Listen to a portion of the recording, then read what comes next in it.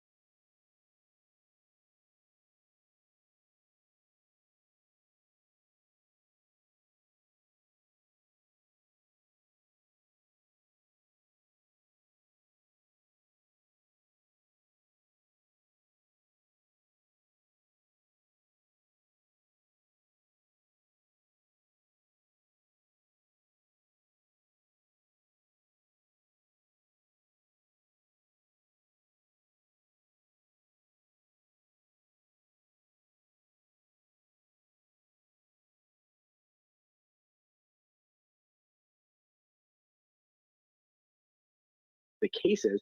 The other part of this I think is really important is that density is not in and of itself, inherently a risk, right? It's really how density interacts with the physical and social environment. And so you can kind of think about this as like, whose density are we talking about? Are we talking about the density of recent immigrants crammed into small apartments in Queens, in New York, versus wealthy people living in high-rise apartments on the Upper East Side? So it's really not a question of just being in a dense place, but it's really your relationship to that density and what it means about your ability to engage in social distancing, and also your ability to be visible to public health services, potentially due to immigration status and things like that. So I think there's a lot of things coming together when we talk about density. Fascinating point. Let's get on to that vaccine then, or vaccines.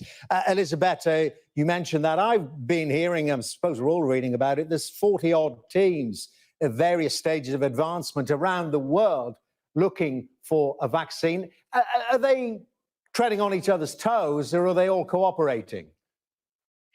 A little bit of both. I think some of the approaches are similar, but they are also a little bit underdeveloped at the moment. And so it's quite nice that different groups all over the world are actually asking the same questions. There is, of course, a little bit of competition, but I think we are all on the same page. We're trying to turn this competition into a positive. And once from this massive pool to start with, you know, a few candidates are already ahead of others, and then it will be the scientific data actually that will determine the ones that are going to be working for us. And lastly, it's going to be with you, John Ashton, on that issue. I just want to add in, we're just hearing from the Johns Hopkins University that is counting the number of cases has gone over 1 million now globally. The vaccine, John Ashton, it is the silver bullet. How long might it take to get one out there? Well, how long is a piece of string? I mean, I think Elisabetta's really, you know, put you in the picture there. I would guess this is going to be sooner than has happened in previous new viruses. So we could be looking at the new year, but in between now and then, and I think this emergency will persist into the autumn and into the winter, we've got to really just do our best to keep the lid on it by everybody playing their part and the government getting the testing sorted out so that we can minimize the huge death rate that's coming down the tracks in this country and in the United States and other places just now. Well, a sobering but informative discussion. Thank you all very much indeed. John Ashton, Elisabetta Grappelli and John Zellner. Very good to get your insight. And this is Sky News Tonight. Coming up, should everyone be wearing face masks to try to prevent the spread of the coronavirus?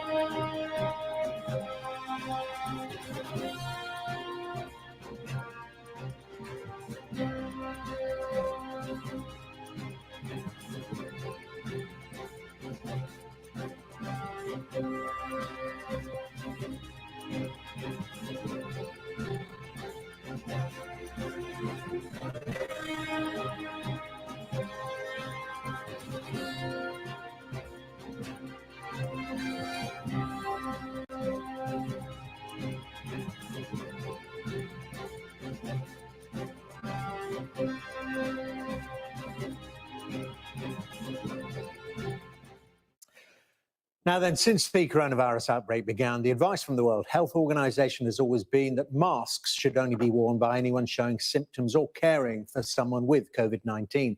But a new study and evidence from Hong Kong has suggested that a mask could offer some level of protection. Ashna Hurinag has been looking at the advice on masks. On the streets of Hong Kong, they're a common sight. Whilst they're needed in our hospitals and recommended for those showing symptoms of the coronavirus, at the moment, wearing a face mask isn't a necessity. But that could change. There has been some mixed messaging over how effective these masks can be. We know that they can stop us from touching our faces, but whether they actually slow the spread of coronavirus is contested.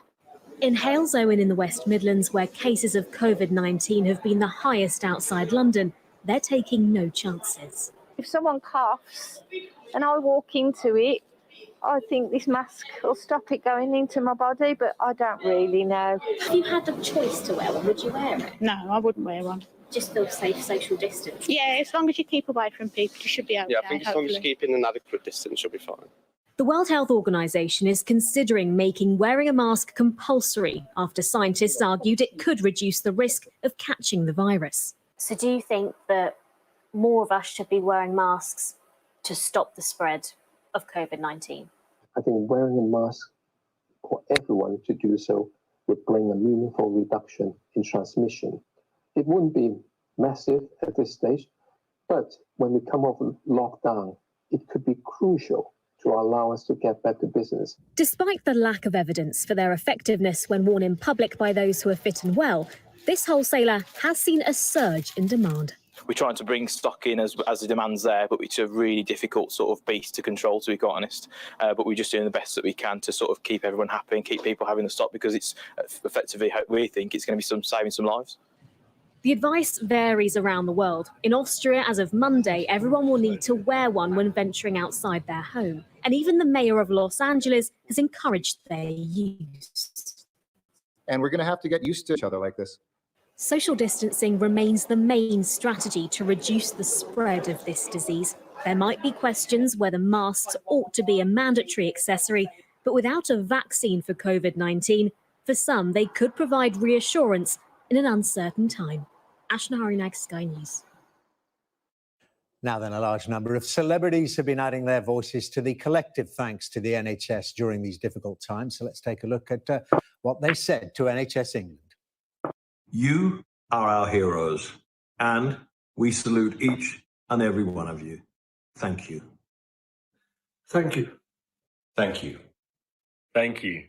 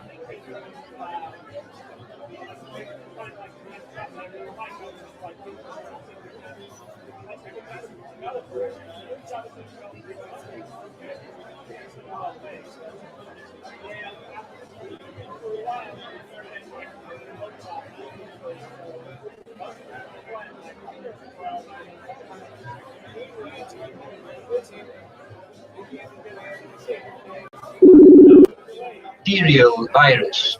This is chemical warfare. Maybe, yeah. Yes. This is you have to understand how the world operates, and you know, America doesn't run the world. Don't think America runs the world. No, it's the powers to be, and this is the new world order. This is the new world order. Believe me. We're going to get chips in the rarums, right there. That's where we're going to get chips. And they can control us, control our minds, control our body, control the way we think. I think Alan's joined us, has he? Aye. Yes, Alan, yes, I can hear you.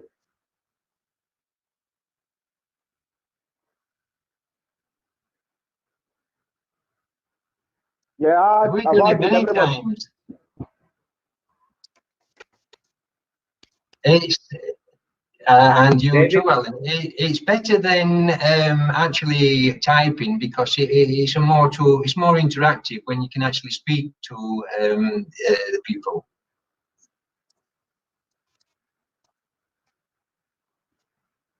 Well, I made it up. Alan. I've added Papa. I've added Wham. But you know, you can have as many as 12 people on the group call, and it doesn't get disturbed. It's a wonderful application.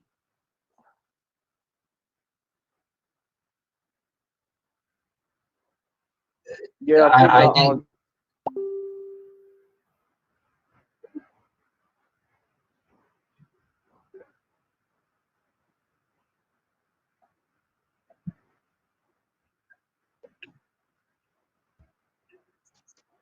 Is there what? Are you live streaming now?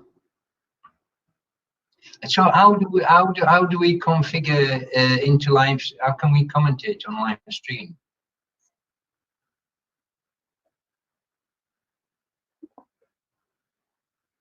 Wait, Ken, if you were to watch the table that David's on, Alan, then you'd commentate. But the only thing is, Alan, it's like maybe 5 seconds behind, if you know what I mean.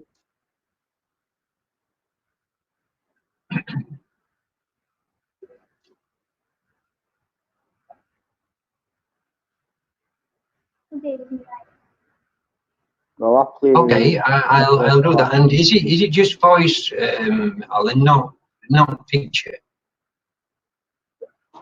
Okay, because I don't look too great having just come out of hospital, and my hair's growing back now a little bit. So 4 months down the road. Thank you. I've been ill for a long time, but touch wood, everything is going to turn out fine for me. But that's life, every day is a new day, and I always look at tomorrow being positive. We don't have many negatives in this life, so I think that's the best policy to have. I don't. The world we live in today is a terrible place. 99.9% of the population don't actually realise what type of world we live in. I'm 60 years old. I did 35 years under USA military. I went into UK's military and got headhunted by White House, and I went to Nevada and I served 35 years on special ops. So I've got a fair idea with all the governmental issues around the world, but what is actually going on, and it's quite scary. So every day for me is a bonus. It's a good day. That's how I look at life now. Wee bit of advice: keep your phones off at night. Your laptop, 5G is just taking over.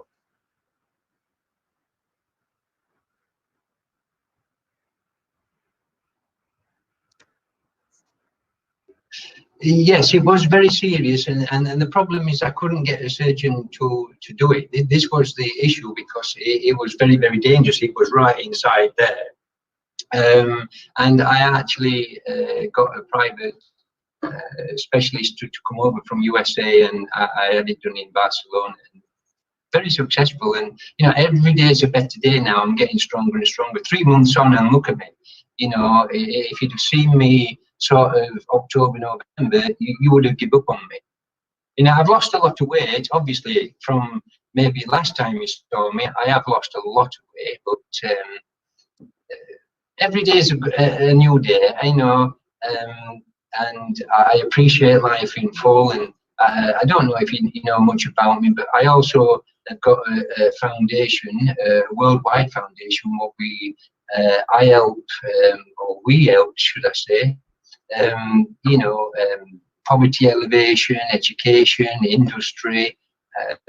We do a lot of good around the world, and that's mainly what I live for every day. To try and help other people to get what they can't achieve naturally in life. But every day is a bonus. Every day is a bonus. Yes, you have. And the thing is, as life is, what is life expectancy? A life expectancy of anyone is the kind of life that they lead, because during your lifespan, you injure yourselves, you get illnesses, and all this contributes to really how long you're going to live. You smoke wacky tobacco, you drink beer, and that was big at me. No, what I'm saying is this can shorten, or if you're careful, you can get best of your years.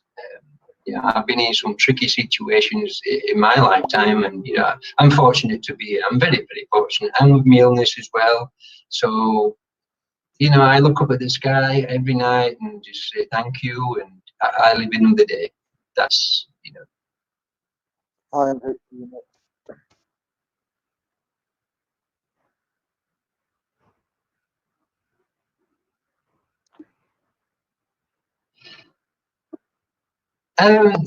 As you know, in the military, Alan, one gets brainwashed, and because in the type of in the industry that I was in, you couldn't live with any compassion within inside you, because you would never ever be the elite what you need to be. Because if you've got compassion for life, then it becomes a very, very difficult situation when you're in warfare and you're on these missions and somebody comes up to you, and what do? You can't afford to feel sorry for them, because they won't feel sorry for you. So I had 35 hard years, and since I retired out of the military, only then did my philosophical points of view change. You know, I had to regain the compassion. I had to learn to love again. You know, and it sounds really strange coming from a 60-year-old man. What do you mean? You had to learn to love? Because I couldn't allow love or compassion in my life whilst I was doing what I was doing. But once I came out and retired, then I had to learn. And once I learned the love and I learned the feeling of the people, more compassion grew, and yeah, physical points of view did change. Yes. So for around about maybe 2002, 18 years, you know, and that's when I started the foundation up to try and put something back into society, because, you know, we did a lot of damage. We did a lot of damage in the world. And we walked away from it, unfortunately. You know, USA caused problems everywhere in the world, and they just walk away. They provide an element of funding, but it's nowhere near enough to revive the underprivileged countries that they've done the damage in. So that is one of the reasons why I started the foundation, to, on a personal level, to, you know, just do my bit, not as a guilt, but just to try and put something right that we destroyed.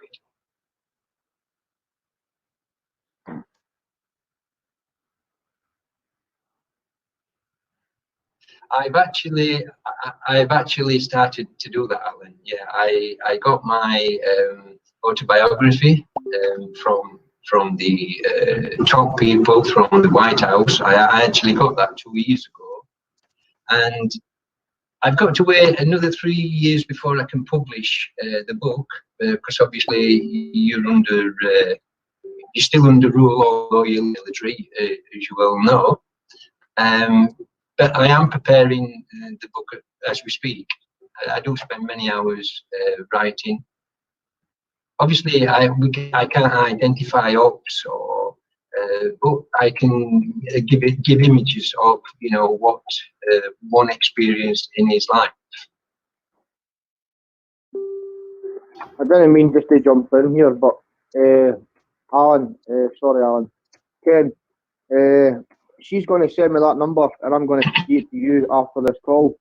But okay, you know what we were talking about before, like everybody answered, right? But see that 5D that you're going to show me? Yeah. Right? Can you explain what it is to people that's listening in? Because like Alan said, we're on live feed, so he's on live feed, so other people that play the snooker that can't join are listening in, right? Just okay. I think it wouldn't be appropriate to do it on while it's live streaming, but by all means, you know, if you want to get a few of his friends onto a call, I'll certainly give my points of view on, you know, what's happening in the world today, and they are true facts. It's not media garbage. It's come firsthand that this is the problem around the world, and what we're going to face, you know. And you know, people have to understand that you know, people think USA run the world. They don't think for 1 minute USA run the world. It's the golden elite, it's the golden 1000, the Mossad, the Jewish intelligence. These are the people that run the world. And I don't know, are you familiar with the New World Order, David? Alan, sorry?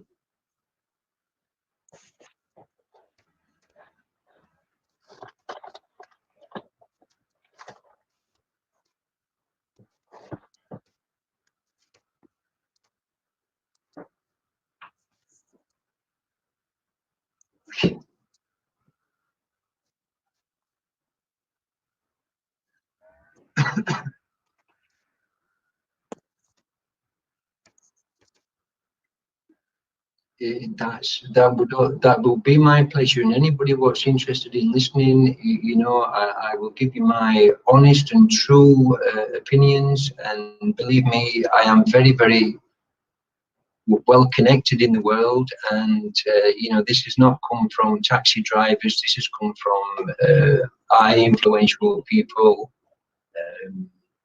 you know, and the people have the right to know. They have the right to know what's happening in the world and what we're going to be facing. You know, more to the point, what are we going to be facing? You know, when all the governments and the economical systems are down and the industry's down, it's not going to be the virus or the radiation that's going to kill you. It's going to be food starvation. You know, and this is a big element that all governments, in fact, I was on conference with Vietnam, Cambodia, Laos, and Spanish government earlier this week, you know, because food supplies are going to be the next thing. They have to think about how the people are going to survive.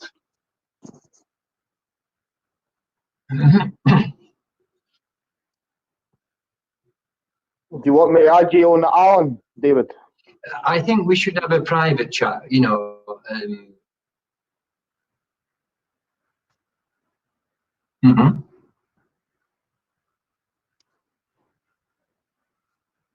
No.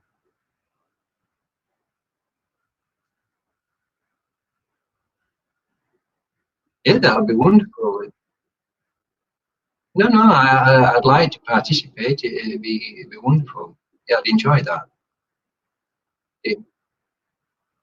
Well, I've added you on the Alan. Okay, and what times are all the matches starting? Are they? I've added you on Alan's chat. Sorry, David. Okay, if you send me a private link, Alan, in message, and then I'll join into it, and we'll see how we go. It'd be interesting to see it. You're in the match tonight, Ron, yeah? Yeah, I play Nikos, yeah. And Papa, you're in tonight? Yes, with Sagan. Good. Well, good luck to you all, and give us a good show. And that's fantastic. And how have you arrived at the prize money, Alan? Is it a donation or?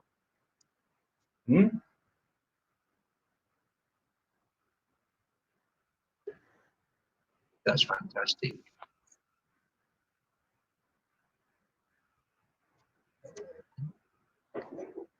Well, Alan, I hope we can play that match again.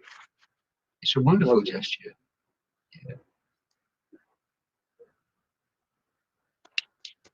Yeah. I'm happy just to start at 9 each again, to be honest with you. But yeah, and you know later on in the year, Alan, you know, God willing, I'd like to contribute something to snooker because it gives me many hours of pleasure. And if you can organise sort of November, December competition, I'll donate £1,000.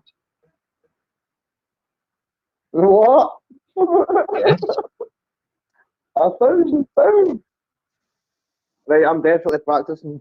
And that'll give that'll give all the players a boost, and you know, it'll make them practice. Wait a minute. Papa's just sitting there all quiet, going. You know what I mean?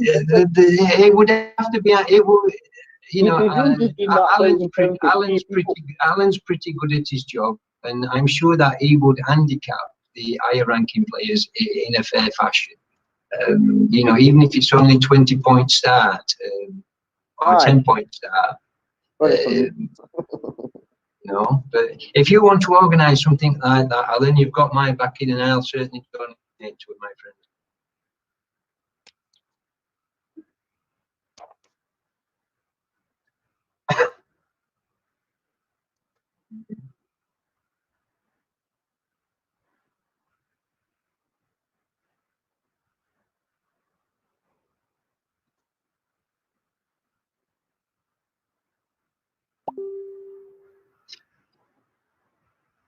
Yes, that's right. Yes.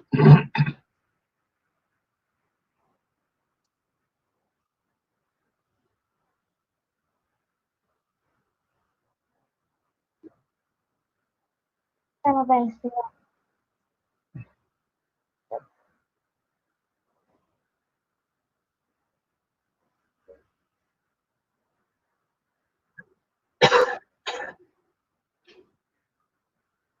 it's not. You know, without people actually coming into the app, you know, they wouldn't understand. But you know, I've noticed since the disruption in the world, the rooms are quite full. You know, 40, 50 people daily, which is a big improvement. So obviously, maybe if we can do some promotion now, possibly it's a good time because there's a lot of good players out there, you know, what can make it even better for us. The wee Jim's going to up the £1,000. Jim and Papa's going halfers on it.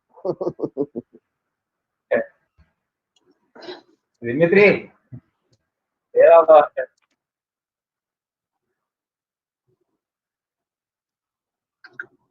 yes.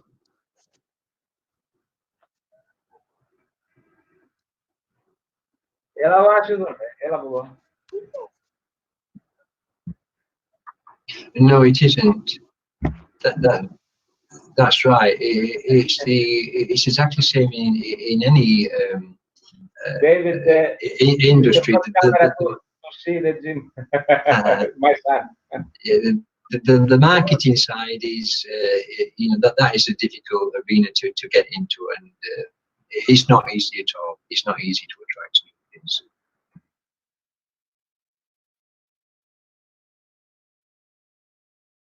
Okay. Alan, if you want to swap the David to the Alan account, you can. I've rung you on the Alan account if you want to swap over.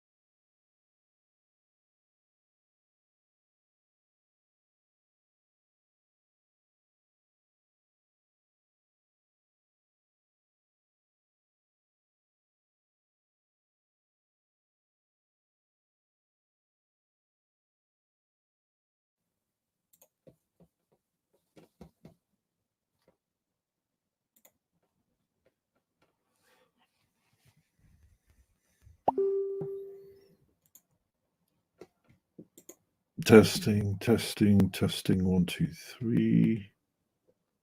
Testing, testing, 1, 2, 3.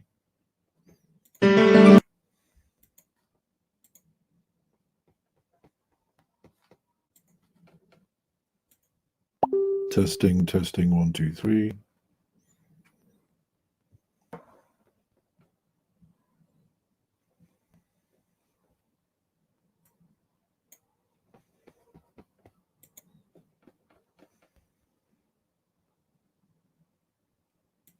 Testing, testing, 1, 2, 3. Testing, testing.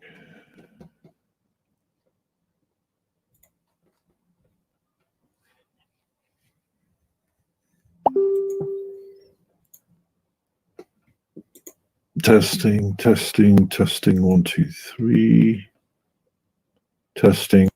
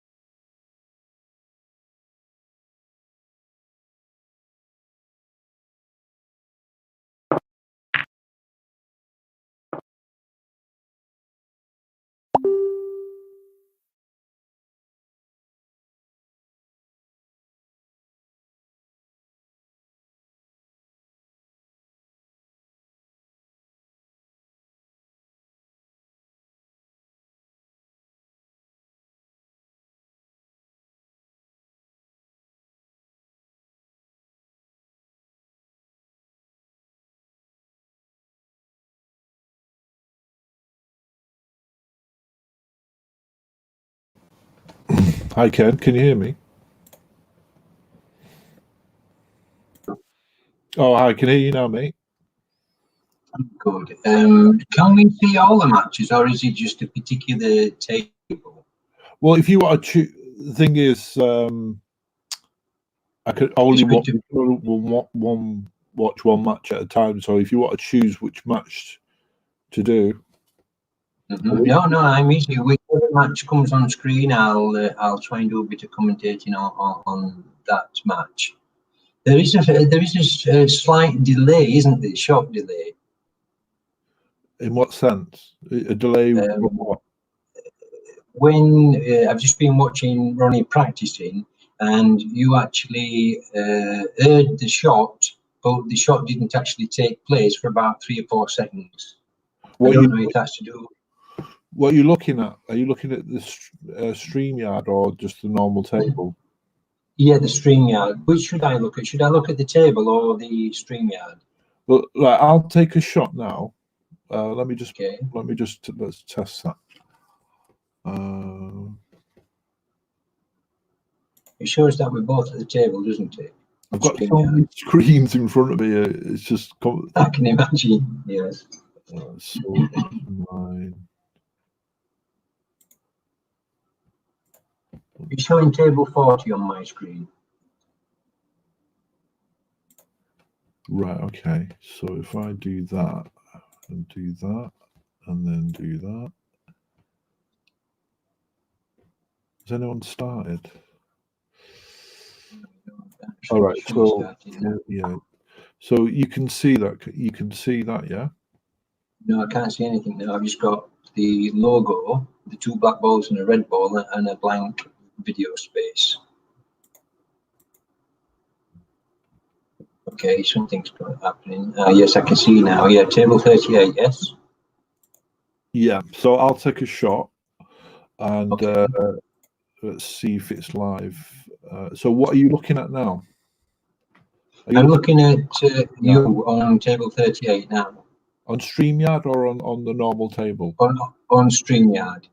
Right. If you go to the normal table, well, actually, yeah. If you're happy to watch it on StreamYard, let's test that then. So I'm taking a shot now. So 3, 2, 1, hit. No, now it's gone. Okay. Maybe 2 or 3 seconds delay. That's all. Right. Let me just think. If I go to the table, let me go to table 38 now and see if it's in real time. Yeah, I think it's best to look at it on the table itself, actually. Yeah. So you can't get in there. Did you make it a private room? No. I can't get in for some reason. 38. Let me just check. Oh, it's on public. Okay. Here we are. I'm in now for some reason. Okay. So I'm spinning my cue round. I'll just see what's happened.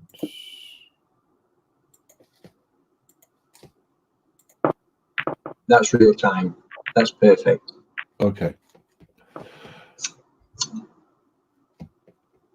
So it's best just to keep StreamYard in the background and go to the actual table, yeah? Yeah.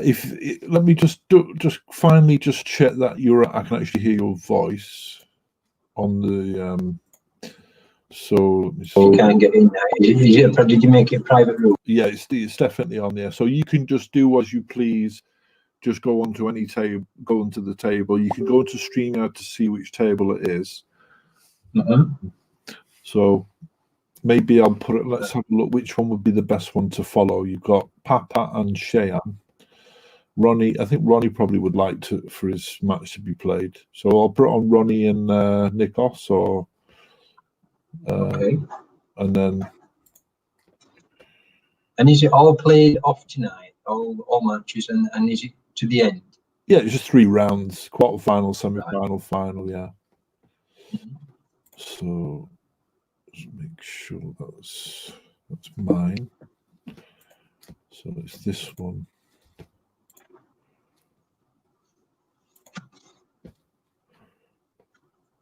Right, Papa's on the table.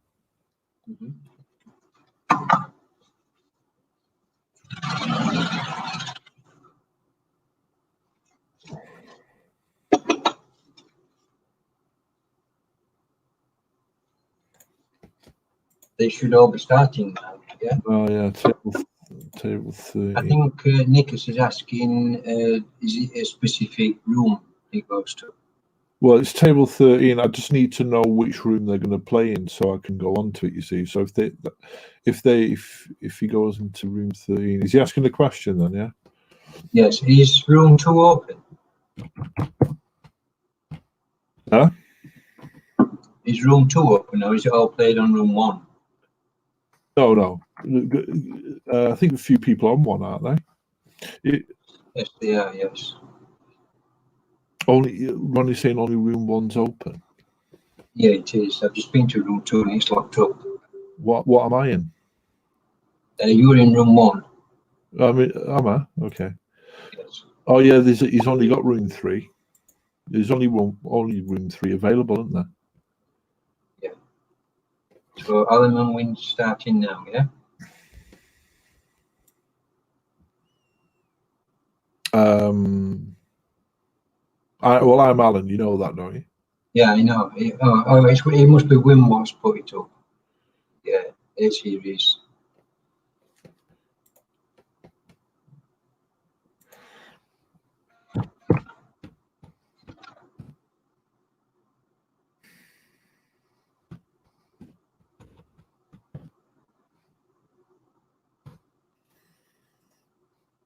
After,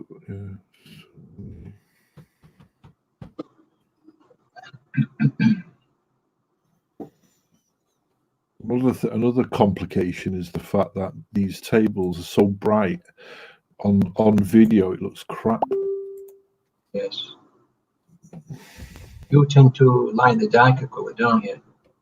Yeah, I like the dark colour. It's too bright for me. But also, if you see it on StreamYard, it just comes out really crap. So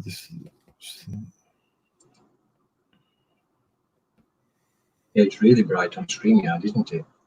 Yeah. Well, we'll just have to live with that then.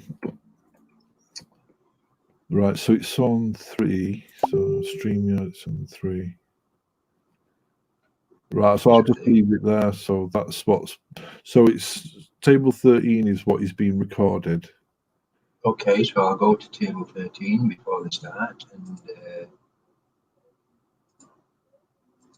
how do I get out of this now? So yeah, so whatever you say while your mic is on, Ken, is on live stream now, and the picture is table 13. So okay. I'm going to mute my mic, have a quick cig, and then play my match. So we'll just see how it goes. And if you just give me, I will be able to hear you, so you can just, well, yeah. Or you can text me, or you can just Facebook me if you need to. But don't worry, even if you want to go, or for whatever reason you have to do something else, that's fine. All right, mate. Okay, David. Well, good luck. I hope it doesn't interfere in your match, listening to people while you're playing. Yeah, that's the thing, innit? I'll have to really concentrate. So we'll see how it goes. I'll see you speak. Okay then, mate. Okay then, Alan. Good luck. Good luck. Cheers, mate.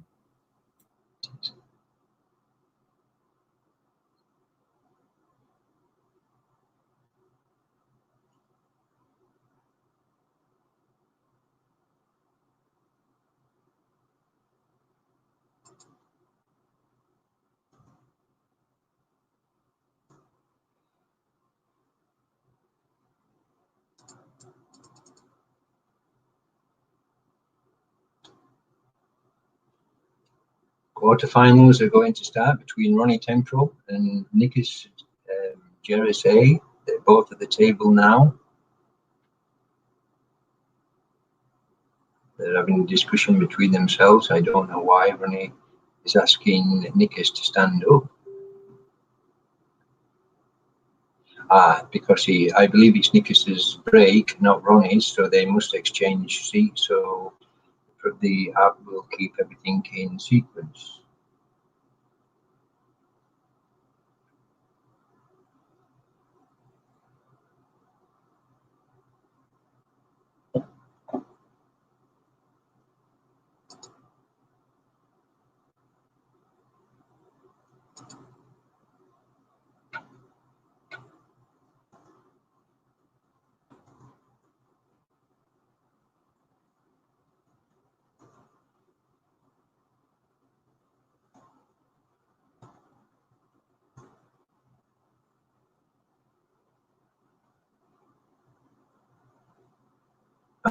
Okay, we've got a slight problem now. Someone else has entered the table.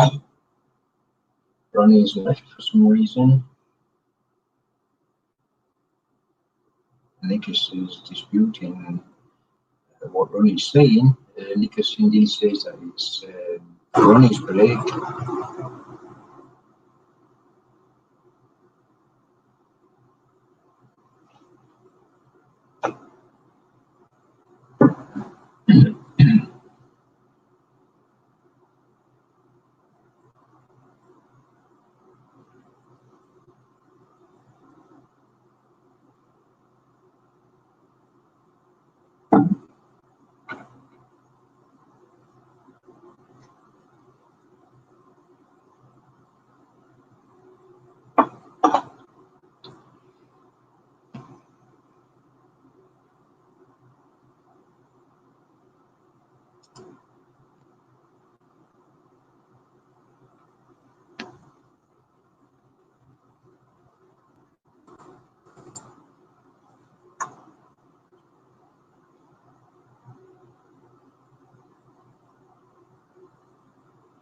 Okay, Ronnie's rejoined the table now, ready to break off in this quarterfinal, and still disputing. I don't know what Ronnie is doing.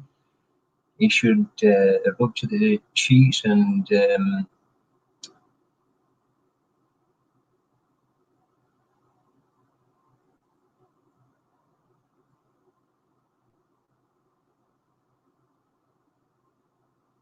okay, Ronnie's admitted that it is his break, and indeed, good luck, gentlemen. This is the start of the quarterfinals rounds. Good luck to both, to Ronnie Temporal and Nicholas Jerris.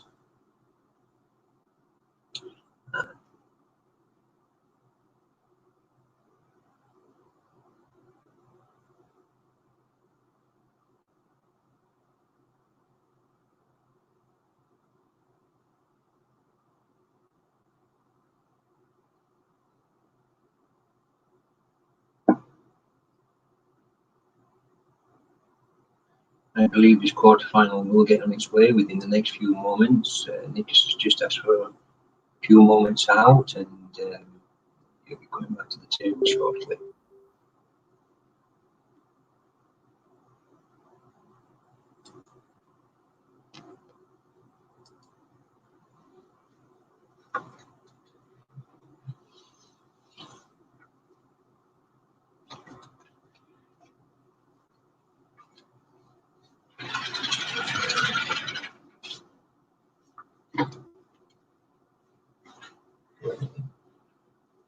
I believe they're ready now. Both gentlemen are seated and ready to start this quarterfinal. May the best man win. Good luck to both opponents.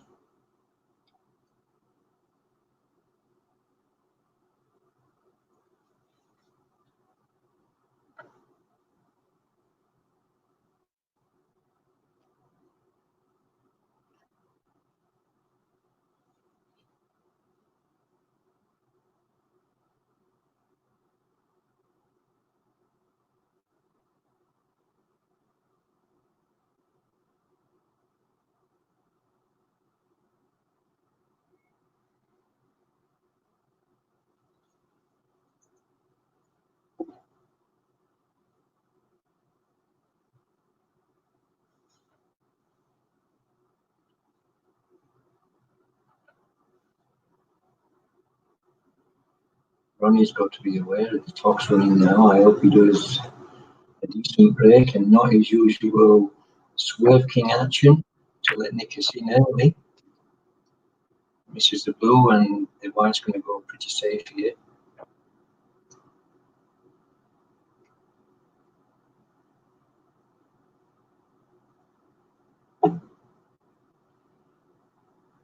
Nikos always thinks very careful of every shot prior to taking it. He'll be studying this one.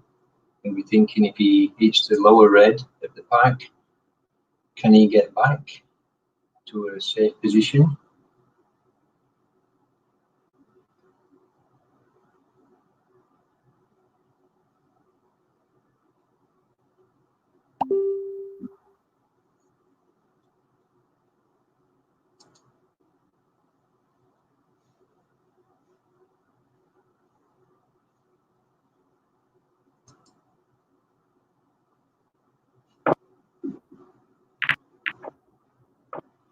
Danger now is going to leave this bottom red available for Ron. I don't know if Ron is in the frame of mind to take this on so early, or will he choose to play a safe shot?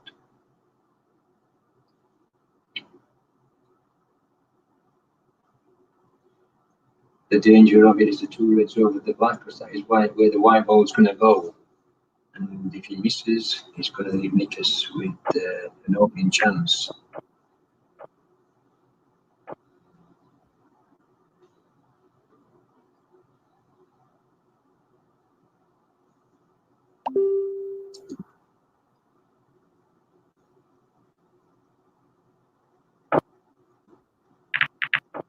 Decided the safety rule. Let's hope he can get behind the brown on this shot. Danger now is going to leave this bottom red available for Ron. I don't know if Ron is in the frame of mind to take this on so early, or will he choose to play a safety shot?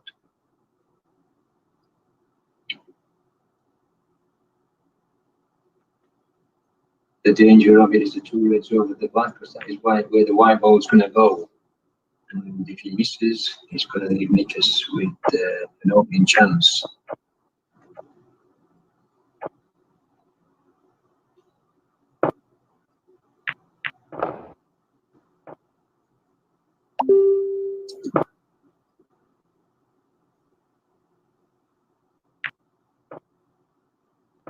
Oh, Nikas, you left that one over the pocket for Ron.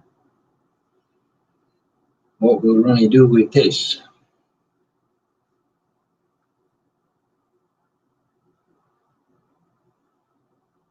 I think he underhit that and meant it to go a little further down the cush. Unfortunately, it didn't work out for him.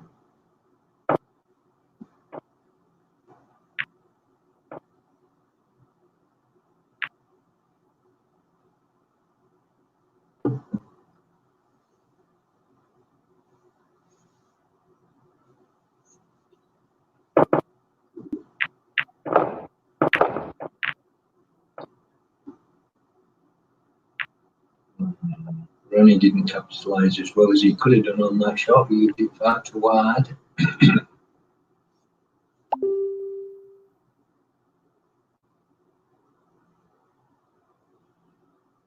Let's see what he does with the white now.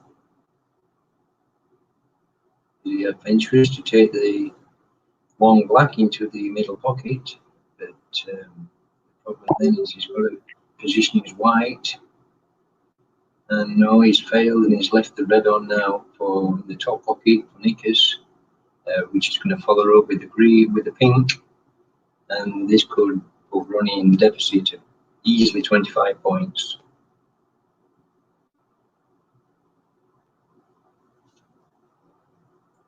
No, it won't go. I think the blue's covering it.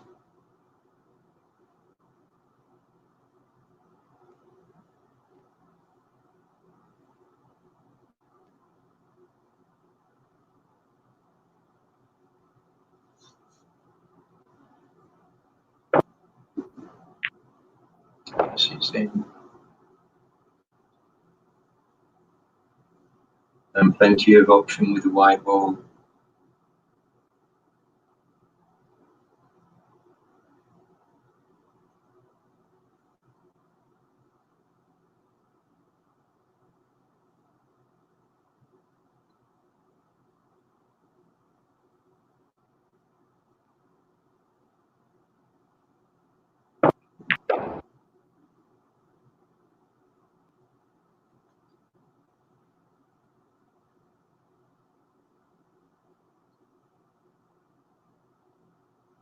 Ronnie's going to be kicking himself for playing that red so hard and not positioning the white for a colour. Can't afford to be giving good players 25-30 start.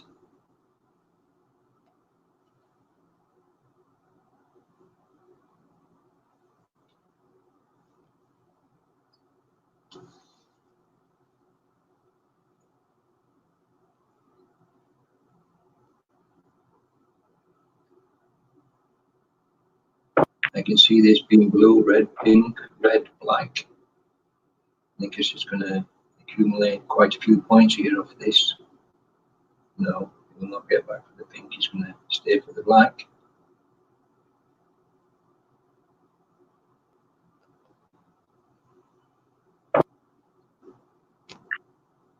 Oh.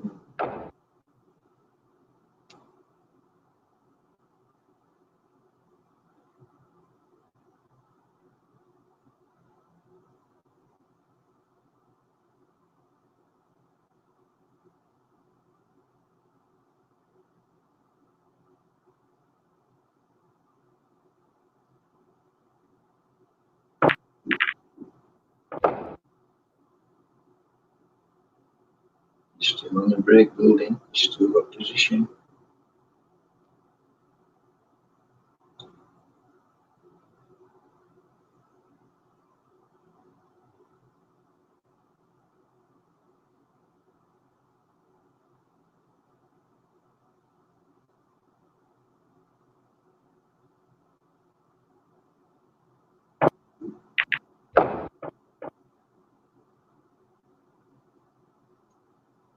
Unlucky to hit the black there. I think he can still get the pink and leave himself on with the highest red to continue his break building.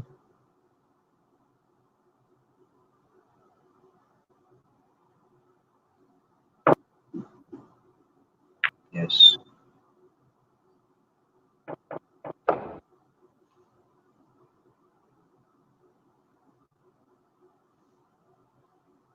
Just shows how one erratic shot can give your opponent a certain advantage in the early stages, and it's very difficult to catch these players back up. They're all good players, they play regular, they know the tables, the angles inside out. You can't afford to be giving these players such chances. Ronnie will be kicking himself now with that shot.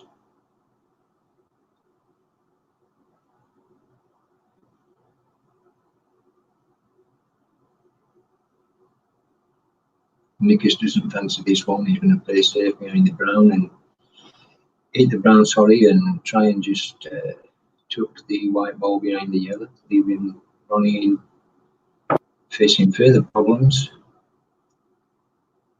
And as I predicted earlier, 30 point, 29 point lead now. Nikas is over Ronnie Temporal.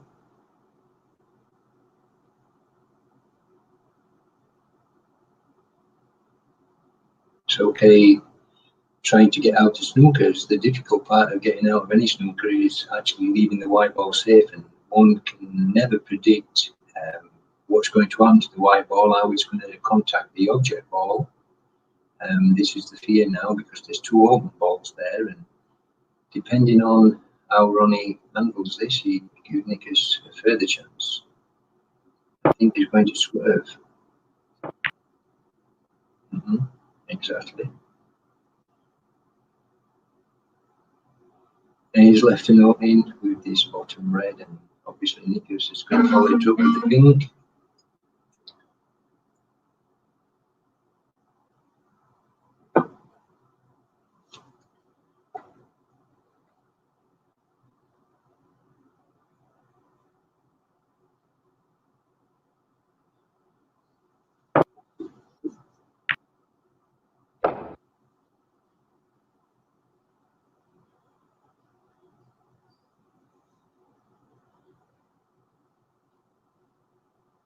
I actually prefer the traditional way of using the angles on the cushions to get out of the snooker, because 9 times out of 10 you've always got a running ball, and it will run away with, it will run away from the object's balls. But with Ronnie playing his swerves, it tends to stay within that area, and as you can see, it's giving Nikas another opening.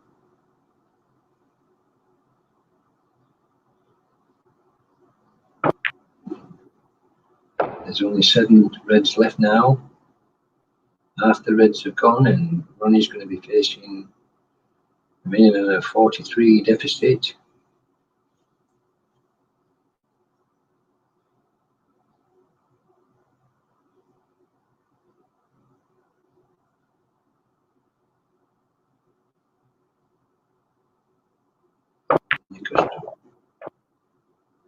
He's managed to hit the pack.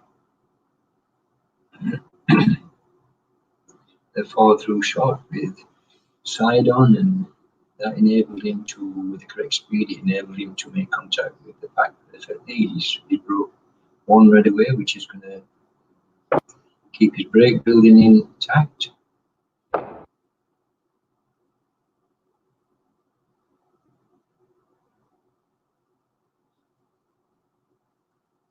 When Ronnie gets in now, he's got to be thinking safety, and he's got to reverse the tables a little bit by giving himself the opportunity for Nickers to make a mistake. He has to really dig in now. He's going to be 50 points in deficit, and Nickers connects with the pack again perfectly.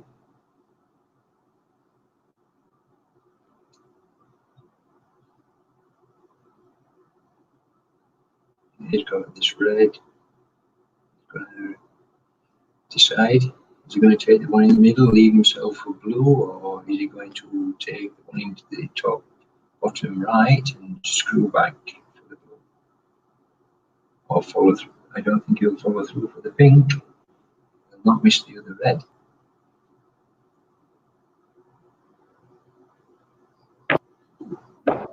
He's come back for the blue, just a little bit too far. He may opt to take the yellow here. Take the yellow and come around the angles and leave himself the lower red on the table into the bottom pocket and position himself over the pink.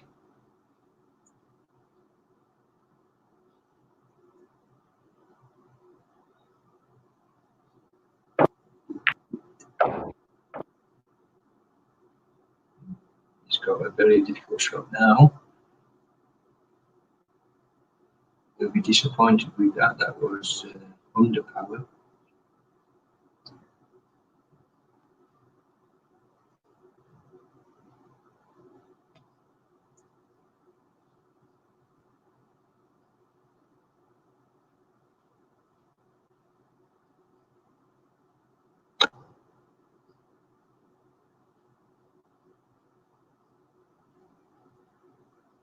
We will have the, he's played the safety shot, yes, and wanting the white to go behind the colours and the balk, leaving Ronnie again into a shot to nothing, protecting his 54-point lead.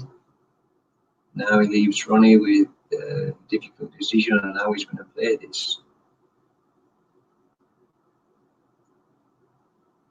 Ronnie's decided to go for the back. This is the danger. He's got to run a little. He's left the top red into the top pocket. Nickers is confident he's got a big enough lead to take a chance now.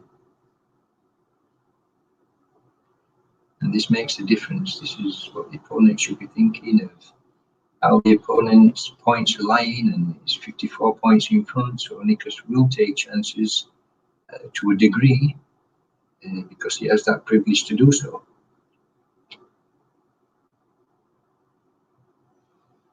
Maybe not fancy, he might play safe, try to get the white up near the brown area to leave Ronnie another difficult shot. If he clears the top reds, that is.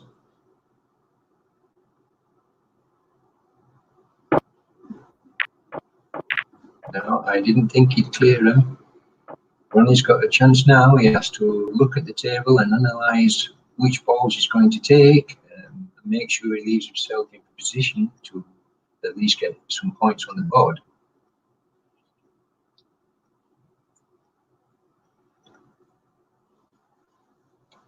Five reds, 54 points behind. Ronnie Temple at the table.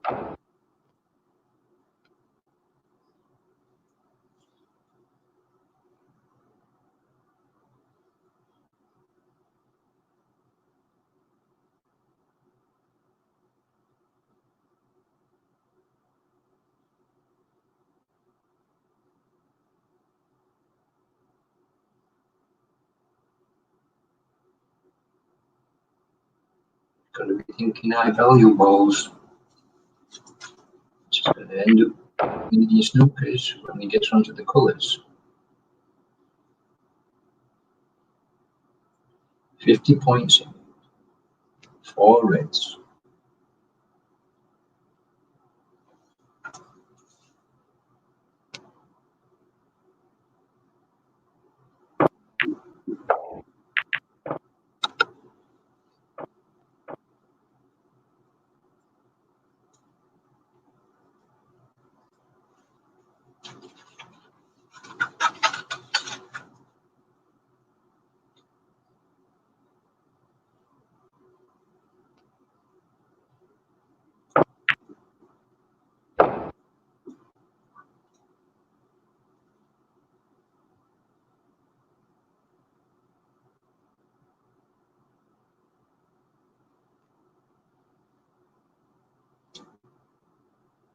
Three reds, possible 24 from the 3 reds and 27 colours, leaving 51. He has to get an high value ball. I don't think he's going to get the black from there. He will leave himself on this bottom red by taking the blue. And then he has to think about the red on the cush. Is he going to try and snooker off this last red? I think he's snookered himself on this bottom red. He played the shot too soft. Now he leaves his open red in on the table for Nikis, and yes, he's left both reds available now.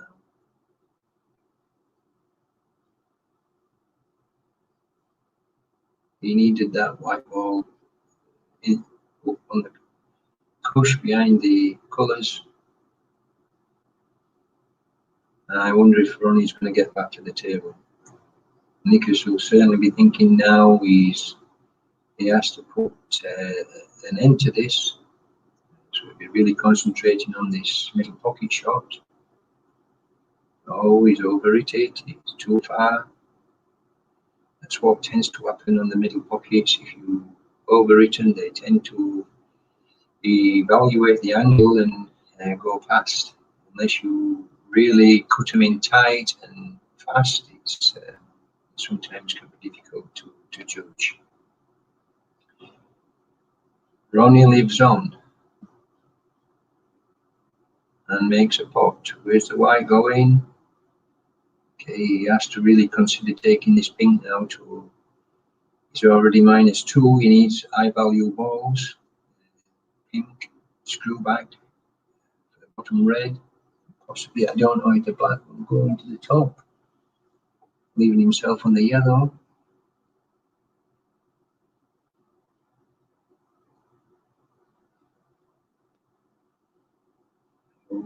Can he get at least snooker himself again?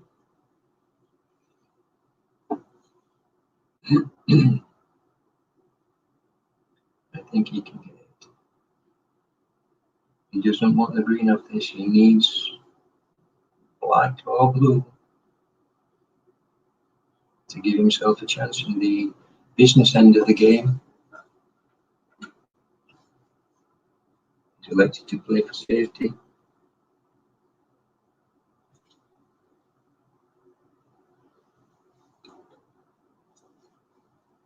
$55 to Nikis Jerez, 24 points to Ronnie Temple. Possible 35 left on the table.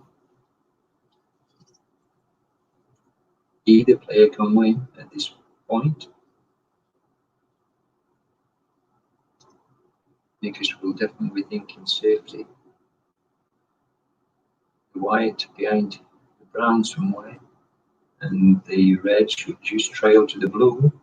Oh, not quite hard enough, and he's left it. Unlucky with the kiss there on the brown. Ronnie has to compose himself now. That black is very tempting into the middle pocket for perfect position onto yellow. He has to think about the type of shot he's going to do, and just plant 2 or 3 balls in advance and give himself every chance.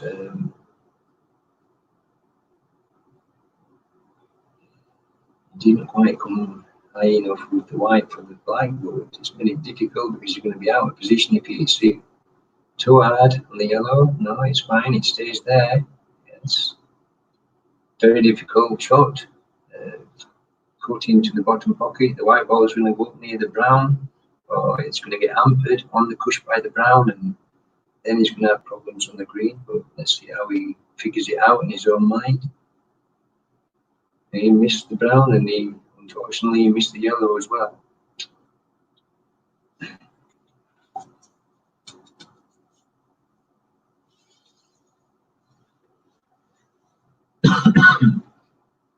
That was very, very important ball. It needed a lot of detailed attention on that ball. That was made the difference in the match, whether Ronnie would have continued his break to beat Nikos, but now it looks as if Ronnie is at a big disadvantage.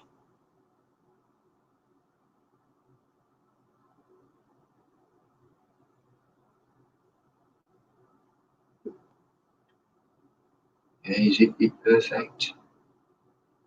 He's got the perfect angle on the green now to go come off the bottom cush and just land on the top side cush to take the round. And again, Ronnie will be kicking himself from the very, very first red. That's where it all started to go wrong for him.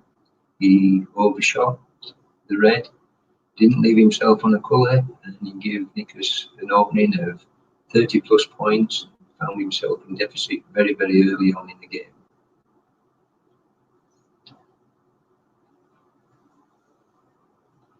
Ronnie now requiring 2 snookers against a good player, Nikos Geralds. It's certainly looking now as if Ronnie's out of his tournament. Congratulations to Nikos to getting through the qualifying rounds, and unfortunate for Ronnie, but I'm sure we'll see Ronnie back in other competitions. Well played, Nikos.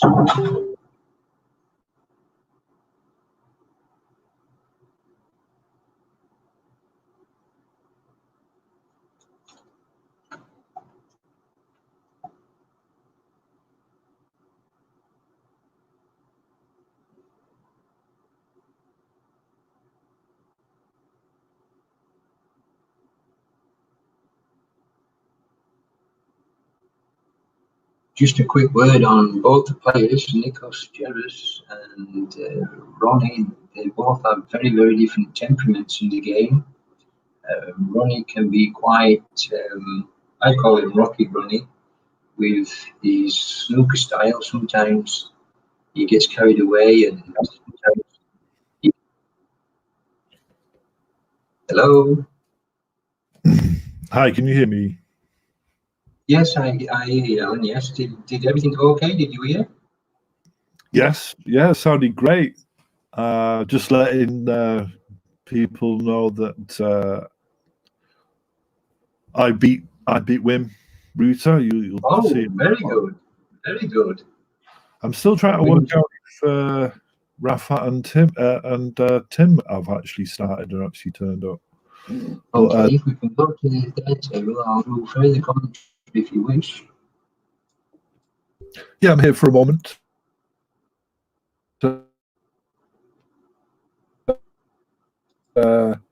The semi-final, and shooters overloaded got open, but Nikos won, did he? Nikos won v Rafa, free Ronnie. Yes, Ronnie, yes. As expected, but it's just unfortunate. Ronnie, he lost it from the first red. Ronnie, he didn't think about his shot. He overshot it. He didn't leave himself on position. I predicted that he'd give Nikos an opening it's going to at least be 13 deficit, and that's exactly how it ended up. Yeah, I heard you were saying that he had a bad start, Ronnie, or Nikos had a good start, and you don't want to do that with Nikos. Very good player. And you can't, you cannot do it with Nikos. I play Nikos on a regular basis, and I'm surprised that Ronnie doesn't give a little bit more detail, attention to his shots. Sometimes he can be quite erratic.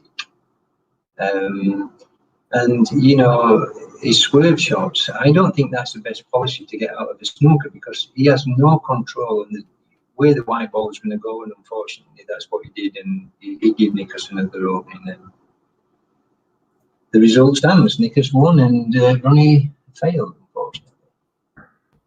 So the other match is Rafa, Tim Porter, and Papas.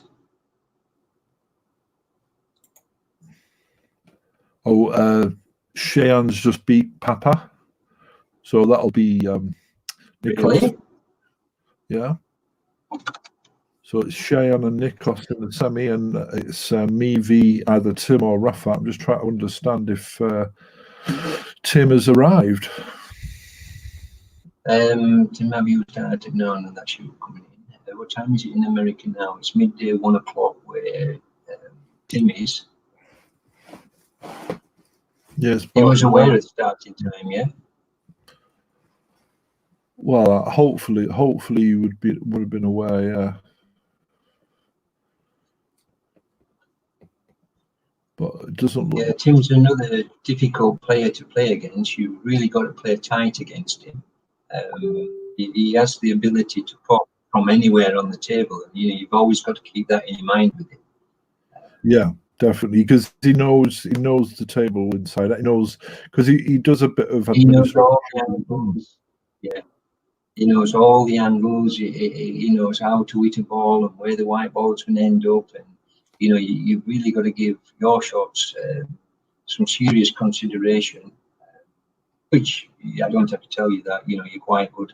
Your business end of the game is very good for finding snookers what don't exist sometimes, but it's that's that is your strengths. Certainly in the business end, I've always noticed and whenever I play, I always think, okay, I need 20 or 30 on this guy because I know what he's going to do once he gets in.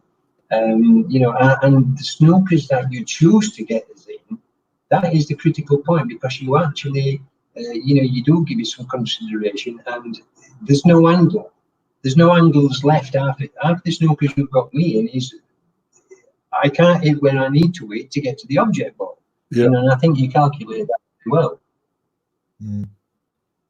Absolutely. Well, it looks as though Tim's going to have to forfeit, so Rafat will go through to the semi-final against myself.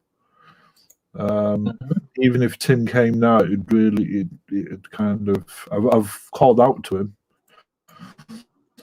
Yeah, it should really put an hour on, won't it? Even if he's 15, 20 minutes now, it's going to put an extra hour wait time on the final. Exactly. And one of the main things that I don't want to do is, I know different players have different times when they can play, which is been one of the biggest problems we've had. But if their opponent has shown up, expects a game, that's the thing. You've got to protect the players who are turning up, and not keep them waiting. It's just one of those things, really. I'm actually thinking, if we do another season, that we actually do it, or the majority of the events, we have if you don't show up on, so it's like a default time. So a tournament will be starting at 10 o'clock. So you have to arrive roughly around that time, within half an hour, say. And if you don't turn up, then that's it. You forfeit. There's no playing it within the week, the next day or the day after. Yeah, I think that's a good solution, because the thing is, it's like a ricochet. It goes on and on and on and on and on right to the end, and it could throw the whole show out to sink. But like you say, everybody's got different locations. We're all located all over the world. You know, it's different time zones is difficult for some people. But I'm in America, USA, so I don't know what's happening to Tim. I think he's 5 hours So you're behind from Tim, Rabat? so I think it's right about. Sorry? So, 5 hours. Yeah, so, you know, it's afternoon time, so unless something's come up what he didn't anticipate, which is always possible. He was aware, I saw the earlier chat, he was aware that it's taking place tonight at 2300 hours.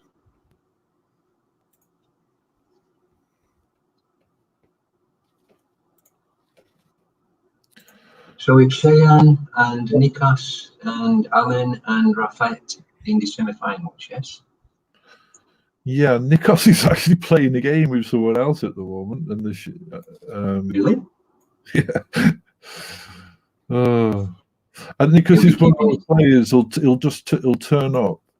He's a really lovely guy. Obviously, you've actually been to see him, haven't you? You've been to Greece. Yes, yes. I had business in Greece, and whilst I was there, I made a point of meeting Nikos because in my earlier days, you know, Nikos, I played against Nikos, and I could never beat him, never. You know, and that sort of built me my character on the table and to go forward. You know, and you know, losing to these guys, Alan, you know, I don't take it as a loss.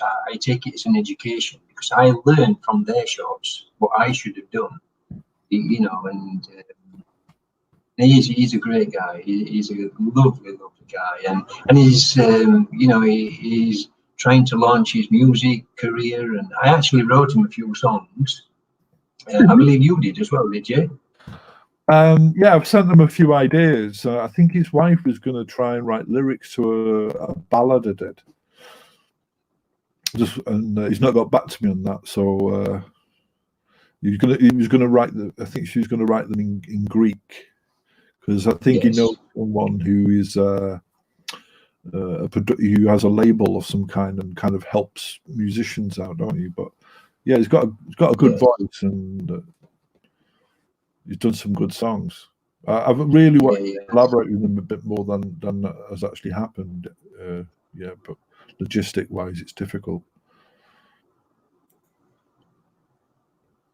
But all the guys have got their own characters, you know, and some of them are quite funny. And it's the first time I've seen Papadakis was on the live chat an hour or so ago. That's the first time I've actually met him. But I will try to meet him because Thessalonica is an area where we work in. So who knows, in the coming months, if everything clears up with the coronavirus, I could possibly meet him as well. Oh yeah, it might be a few months though, yeah, because they're on lockdown, aren't they, in Greece? I think most of the world's on lockdown now. Personally, I think it's going to be 12 to 15 months before things even remotely get back to normality. Which time industry and commerce and global economies will be sadly disrupted. It's a very, very bad situation that the world's facing at the moment. It is, and like I say, maybe we can have a chat politics and stuff like that. I'm really into all that. You seem like you've got a lot of things to say, a lot of interesting things to say, and maybe we can either do it privately or do like a little YouTube chat, whatever. But I'm going to put it on Nikos and Cheyenne if they start. I'm just trying to see if Cheyenne's around. See, this is the thing I was talking about. Oh, I'll let you get your card.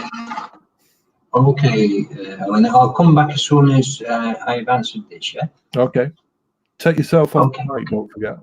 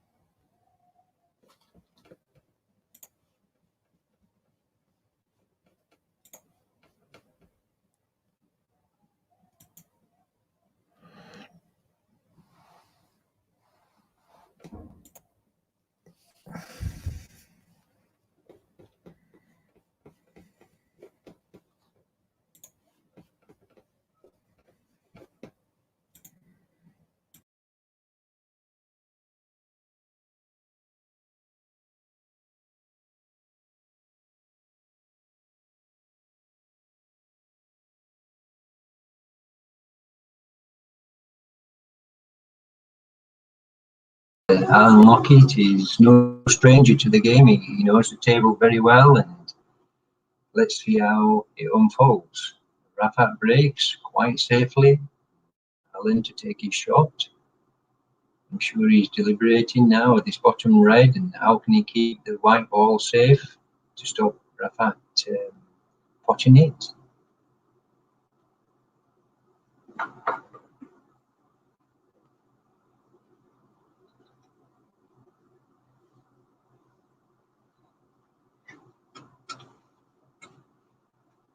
That's reasonably safe. Rafat can go for the bottom red, but will he position himself for the black, or will he leave himself short? I think he's looking at the top red, so we can get back to a similar position. Alan's in, or is he considering? Oh, he went for the pot and he's left Alan an opening now.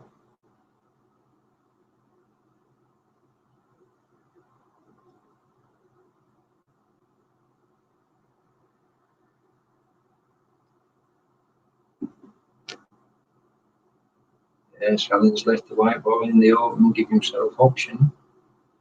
Yellow and brown.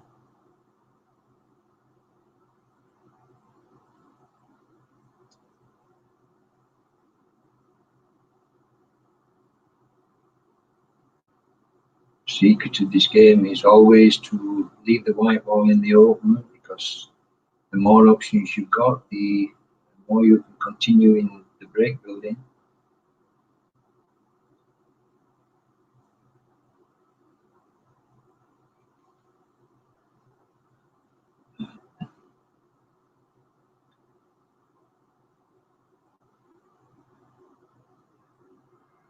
You can obviously play this with his through shot.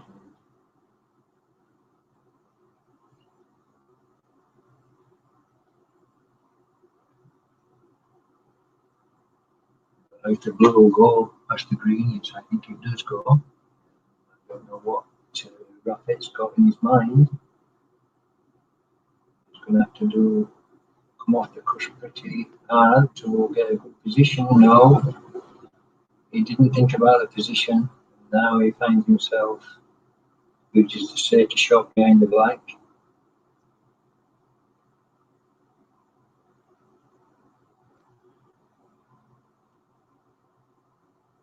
Alan's got the choice now to stay within the pack or to come out of the bottom red.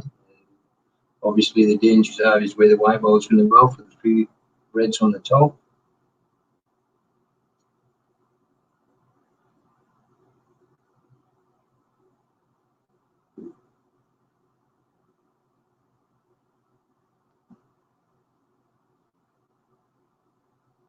And from there, you can only get the bottom red of the three, which takes a pretty good, decent speed shot to get back into the open table, providing he can clear the two reds on the top cush.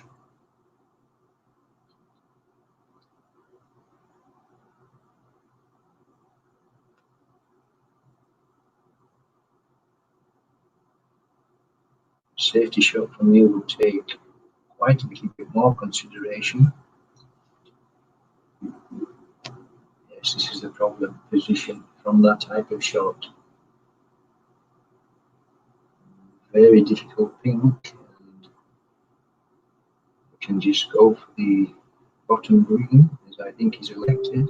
No, I think he's going to play safety on the brown and try and tuck the white ball behind the yellow.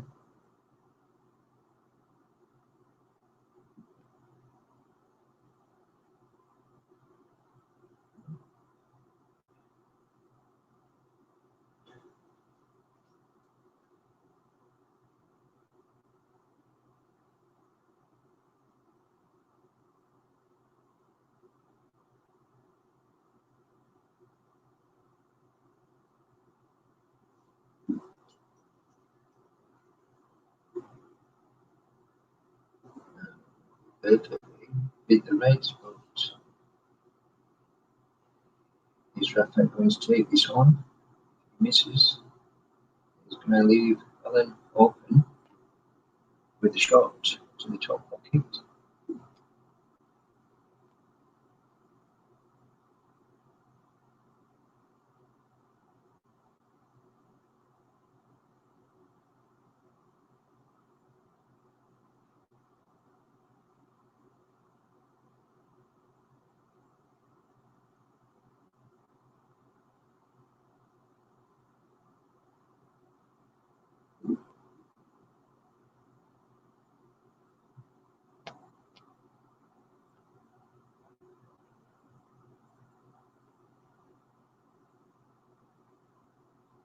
Got the white positioned nicely within the reds areas.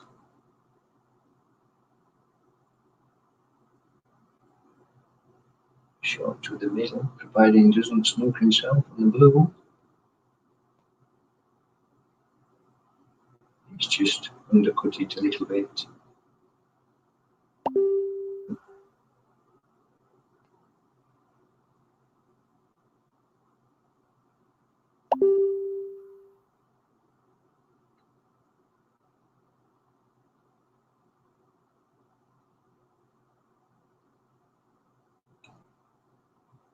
Knowing Alan as I do, I think this white's going to go behind this green, leaving Rafat in a difficult shot, but just unfortunately, just a little bit too soft. Let this spread into top pocket.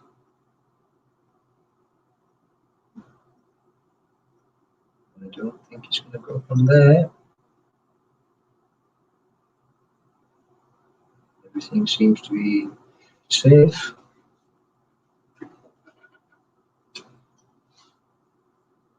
Five all in the semi-final. Rafat Elgin against Alan Lockett. All to play for. These earlier shots are very important to any match to eliminate your opponent from building a lead up against you. They've got to be carefully considered. One mistake and you could quite easily find yourself in deficit, which then makes it difficult. It makes the game difficult and it alters your, well, it doesn't alter your opinion, but it alters your playing strategies.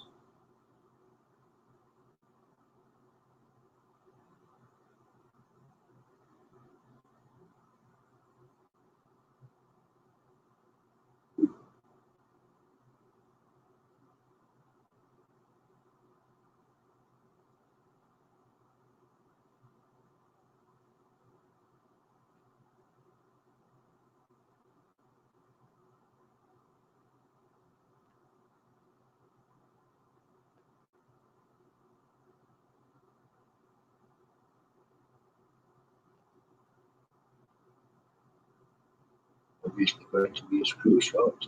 And, oh, he didn't clear the green. I said earlier, I didn't think it passed. Gives Alan Lockett an opening now to accumulate some points. The blue's on.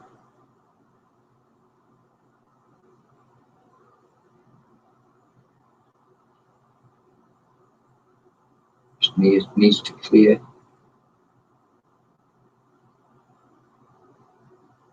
Blue being the better option, clearing the angles.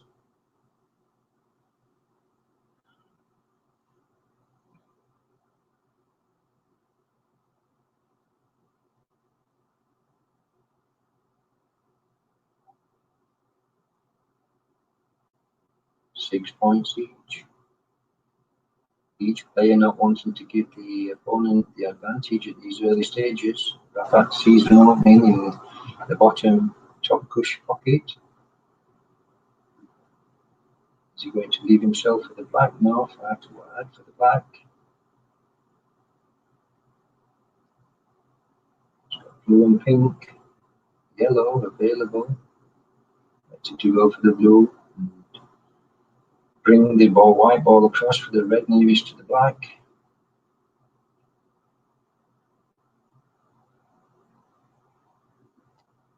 No, he's going for the bottom red.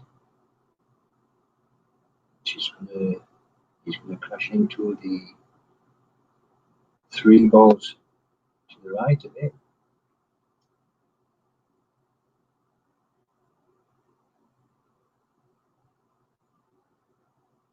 Even with the screw shot, he's not so forced to get out of position.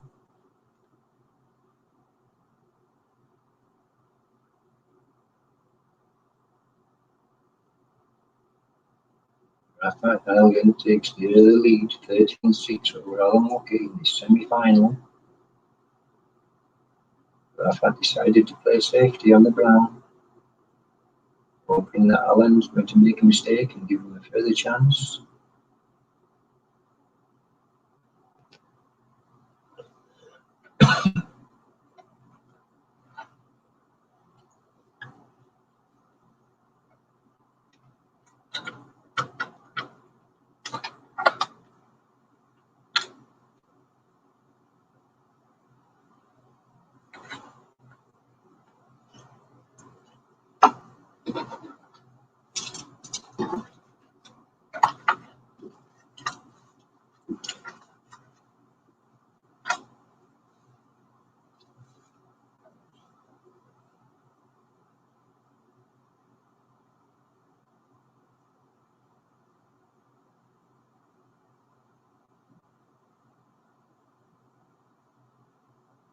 Bottom red's covered by pink. Leaving Rafa now into making an excellent safety shot to protect the bottom red or to try and get the pot, which is by far means not easy from that position. The white ball could go in off, very near.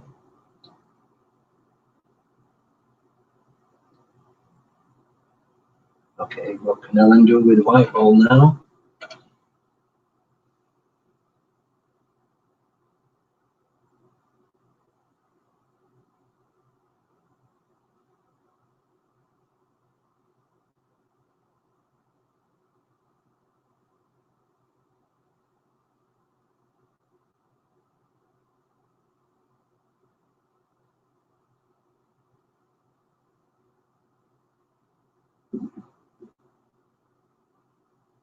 Oh, that case, what was that case done? Was he left it safe? Oh, the pink's knocked the red over the pocket. Lucky kiss there.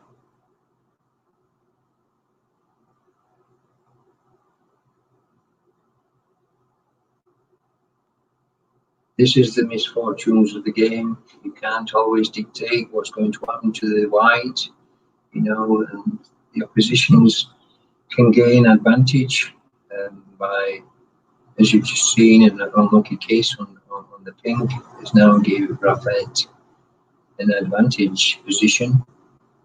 And let's see what he can do with it. Oh, he's put the white ball in a very peculiar position, making the red in the top pocket a difficult shot. Got to play this with side, which is going to crash into the red, and what position will he get from it? And that's the open ball, that's the choice ball. Now he's selected to play for this one. What's going to happen to the white? He's certainly going to crash into the black, and what's he going to leave for himself? Unless he plays with screw.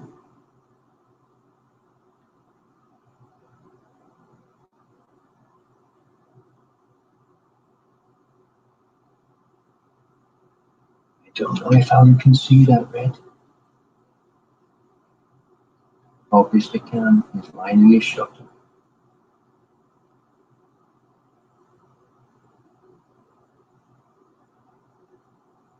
This shot is crucial now. Needs to get that white out in the open.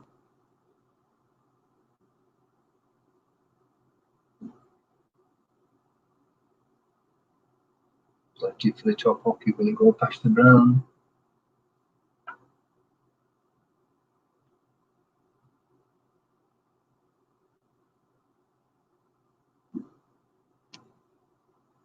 Certainly does.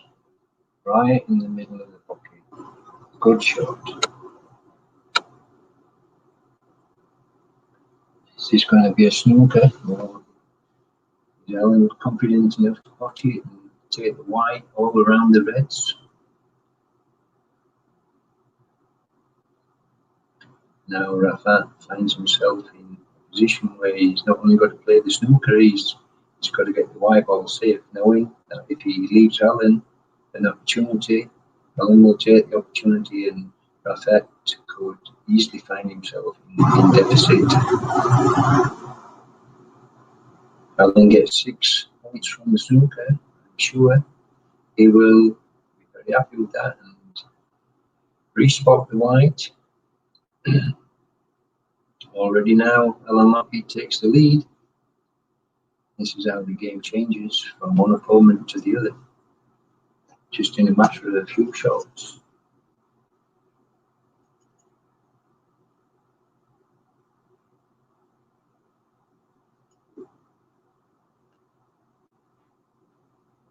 Rafa takes the reds, and I think he's safe with it.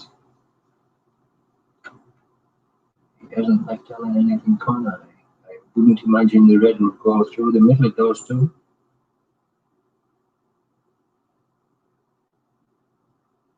Alan's taking a serious look at it. Now, I think playing for the white ball to go to the back end. Oh, he potted it. What a good shot. Going to leave himself options now for another snooker behind the green, or try to play the pot in the yellow or brown.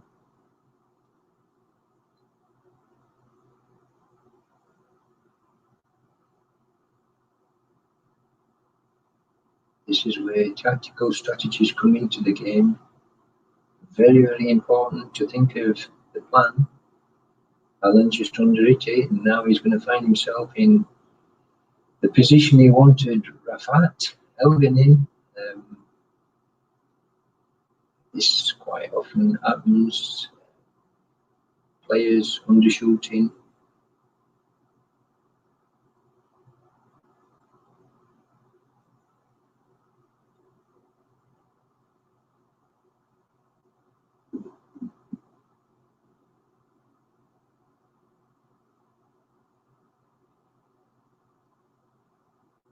I think he's got out of that very well.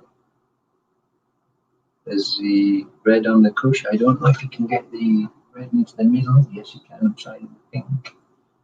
The white ball being close to the cush makes it a little bit more difficult. Gives a wider span for the pot. A variation. Oh, and it falls in. Speed contributed to it going in. Any harder, and it would have come back out. I don't know what he's playing here. I think he's going to play a follow-through shot and for this red into the bottom pocket. Oh. The fine cut into the yellow, into the middle. Not easy, these shots, or double into the top middle.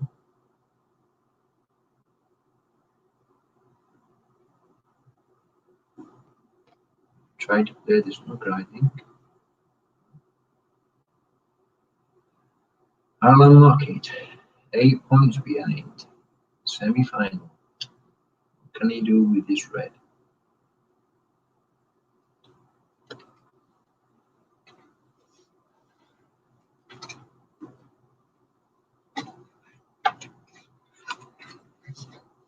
He's played the snooker. I think he's just undercut it again. But now Rafat's got to consider where the white ball is going to finish, and the angle he hits this red at, where is the red going to go? He could come all the way back to the middle pocket, leave it for Alan, or if he plays it short, he can leave it over the bottom pocket. All sorts of elements to consider. He's left it. Alan Lockett gets the chance again in the semi-final to recoup some points. Being 8 points in deficit at the moment.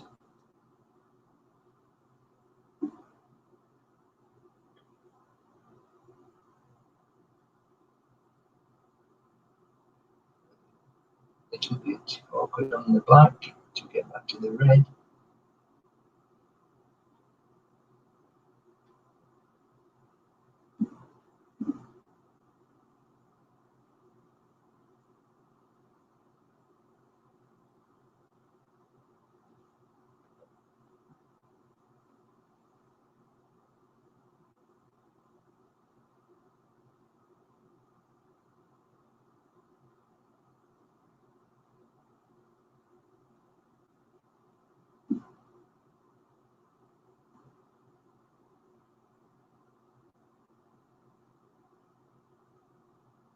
Takes a fine cut for this. Speed's got to be perfect. Also, the speed's got to be perfect for a position on another ball. It's quite easy to overhit these balls and end up on the opposite cush. He elected to play safety, and he's left it over the middle. And he's left the black in the middle, opposite middle. Will Alan take this opportunity? Both balls into the middle. The red, the top middle, the black, the bottom middle. Perfect position for yellow. See what he does. 3 points behind.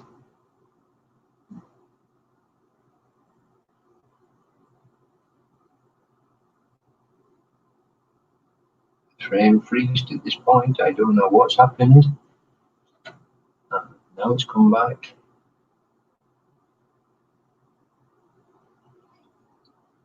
Unlucky miss, Alan.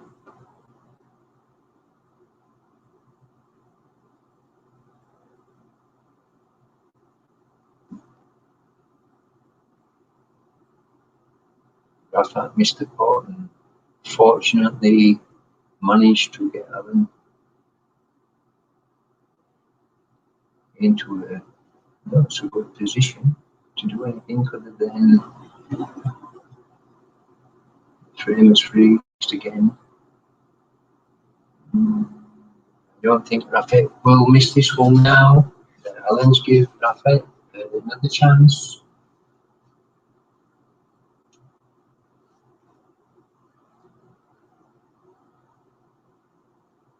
So he's going to take the green now and line himself up to the yellow top pocket.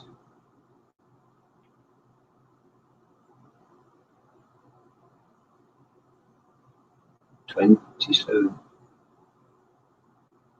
30 points for our fight. He gets this.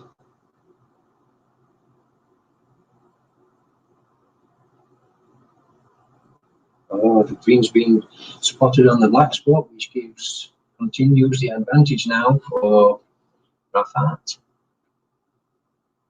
The green being on its ordinary spot would have made it a little bit more challenging. But, the green being spotted on the black spot, it gives Rafat a good opportunity now to extend his lead. No, he missed. Okay, there's 27 on the table now. There's 7 points in deficit. He has to capitalise on this chance now. I don't think there's going to be many more chances offered to him.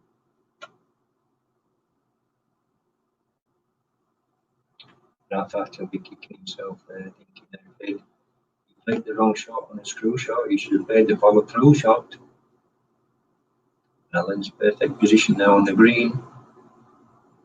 The Browns on the bottom cush. Just needs it anywhere under the pink. Anywhere under the pink, I know, perfect position. Alan must be fancying his chances now. Getting closer to Rafat, only 2 points deficit. Now is the white going to come off this cush? Oh, that's the problem. Try to force it in to bring the white off. I think he's safe actually. It turned out not such a bad shot. Rafat can obviously see it. These balls on the cushion, the blue on the blue spot, takes a challenging shot to bring the white ball off. We all tend to overhit it. That's what happens. It just rattles on the top jaws. This is a chance now for Rafat to go to the final. 6 points in front. Nicely located on the blue. Got to deliberate his shot for the pink. It's quite easy shot from there. Just the pink required for Rafat Elgin to go to the final, to join the winner of Nikos and Sheon. And I think he gives Alan another chance. This is where Alan can play his game, the business end of the game. He knows the angles, he knows how he can put Rafat Elgin into trouble. He's got to use all his wisdom now and calculate the shots that he's about to take to make it as difficult as possible for Rafat to get back in. It's been a to and fro frame. Both players have had plenty of opportunities Both players have made mistakes. Alan's played the pink quite safe, which gives Rafat now another option of reversing the situation and putting Alan in the snooker. Let's see what Rafat does and how he plays it.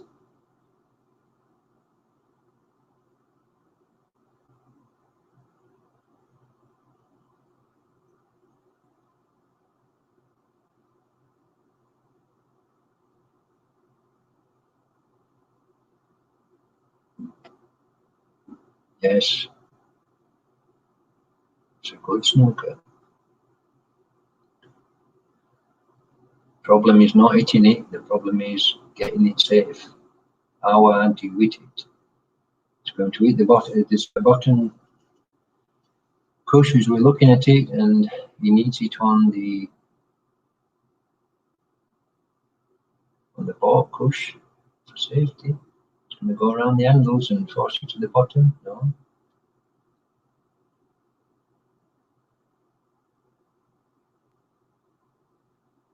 The speed you hit it, you hit the white ball that reflects the angle off. And like this exactly, you take the shot hard, and the cush doesn't react as you anticipate. It'll extreme the angles, and now Alan finds himself requiring one snooker. Rafat at the table, the pink lined up. An unlucky miss. Rafat seals the frame by potting the pink. Unlucky Alan. Congratulations, Rafat. The frame was full of opportunities for both players, and the result is Rafat Elgin goes to the semi-final, to the final, sorry, and beats Alan Lockett 55-32. Well played, Rafat. Congratulations, Alan.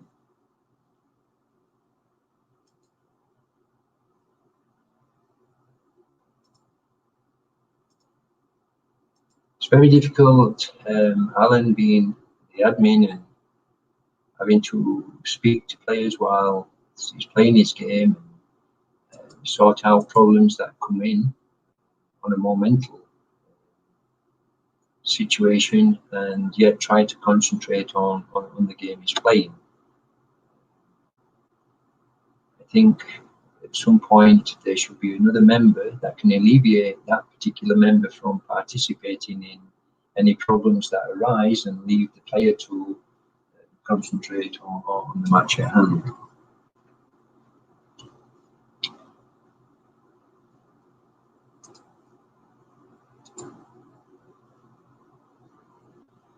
So we have the final with Rafat, Elgin and Cheyenne. I believe that is the final. I haven't had it confirmed that Cheyenne beat, yes, it's there. Cheyenne beat Nicholas Gerald. He had a good break of 84.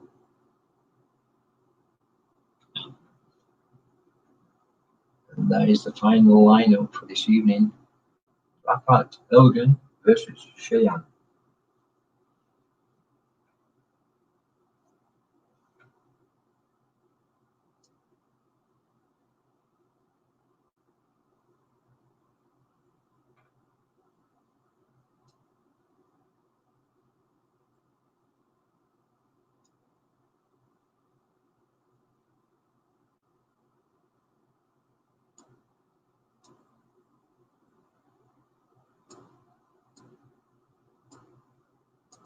And the players are lined up. Table 40. And I can't get in. Don't know. No. Yes, both players are at the table. Rafat to break against Shaylin Delda in the final. Good luck to both gents.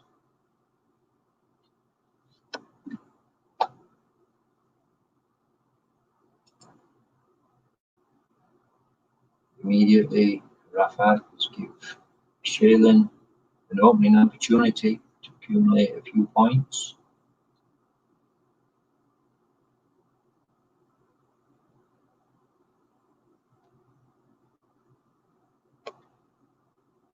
Break-off is the most important shot of the game, guys. It needs detailed attention.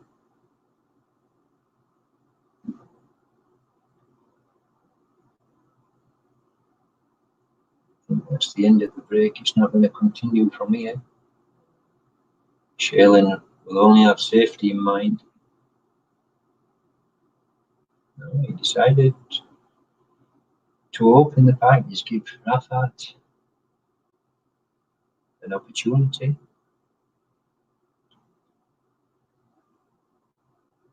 What will Rafat do with the white ball?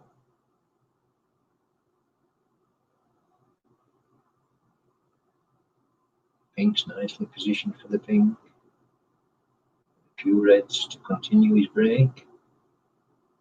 Let's come down to the lower colours. Brown or yellow would be the appropriate choice from here. Considering the blue and the angle of the brown. Yep, that's what I thought. This is what makes all the difference in the games. Choice of shots. You choose the wrong shot and you can easily put yourself into problems and give your opponent the benefits and the advantage. Now, Shaylin returned the favour. Bottom red here and black's on to the top pocket. Is Rafat in the mood to take this on?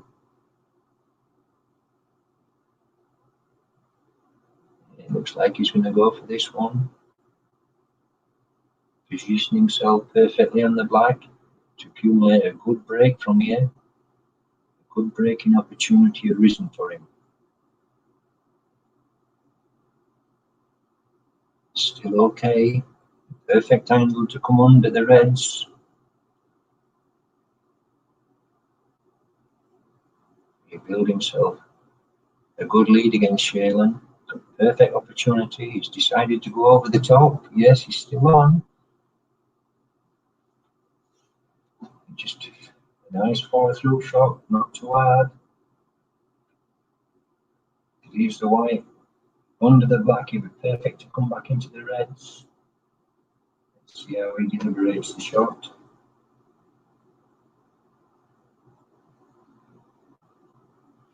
And he's elected to come wide on it, so he's got to come off the cush to position himself onto the red.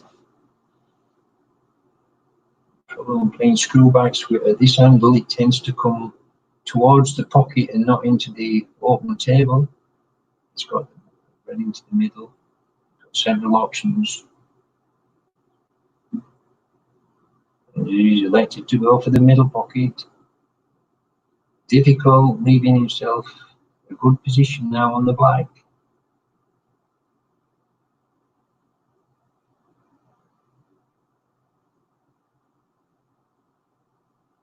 I don't know where this white's going to end up. You can stun it, stop it. It's got to be perfectly calculated. And that's the problem with these types of shots. When you miss, you always give your opponent at least an opportunity.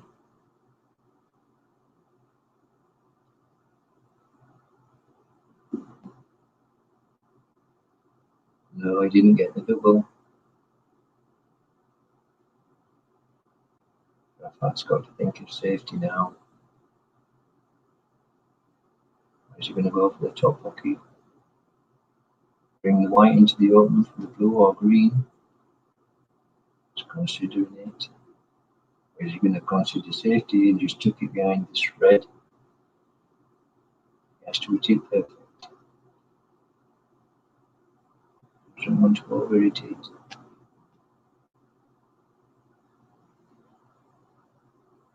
Doesn't give Shaylin much opportunity of a pot here. only going to think of safety. There is possibly a double plant. I used the plant to disperse the reds, but in doing that, as he left his bottom red into the bottom pocket for Rafat,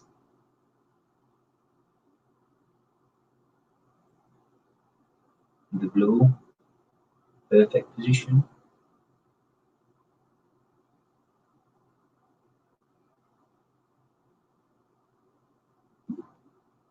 He's gone for it. He's missed the shot. He's left the red onto the top for Shayon now. Bottom, should I say.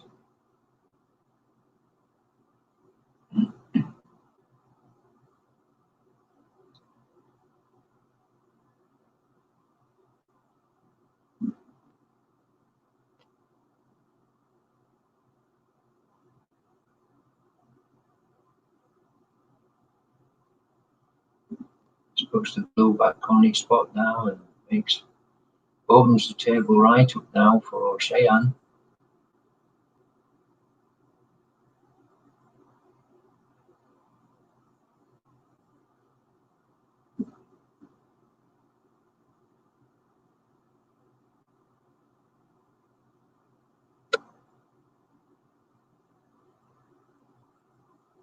Overshot it, having to come back down for the green off the cushion, leave the top red into the middle.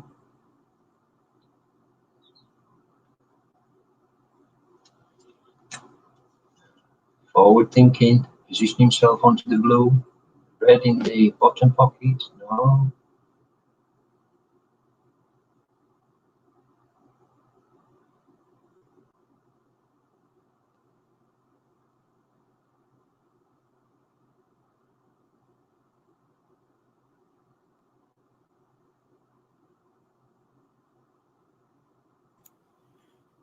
Hello, Ken. Hello. Yeah, a bit disappointed with that semi-final win. But I imagine, I felt your frustration, mate. I felt it. had a great chance of getting through to the final there against. I thought you would.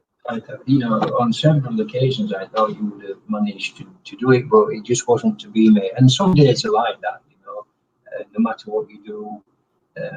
But you know, I did make a comment of the ongoing distractions you have whilst you're playing the game.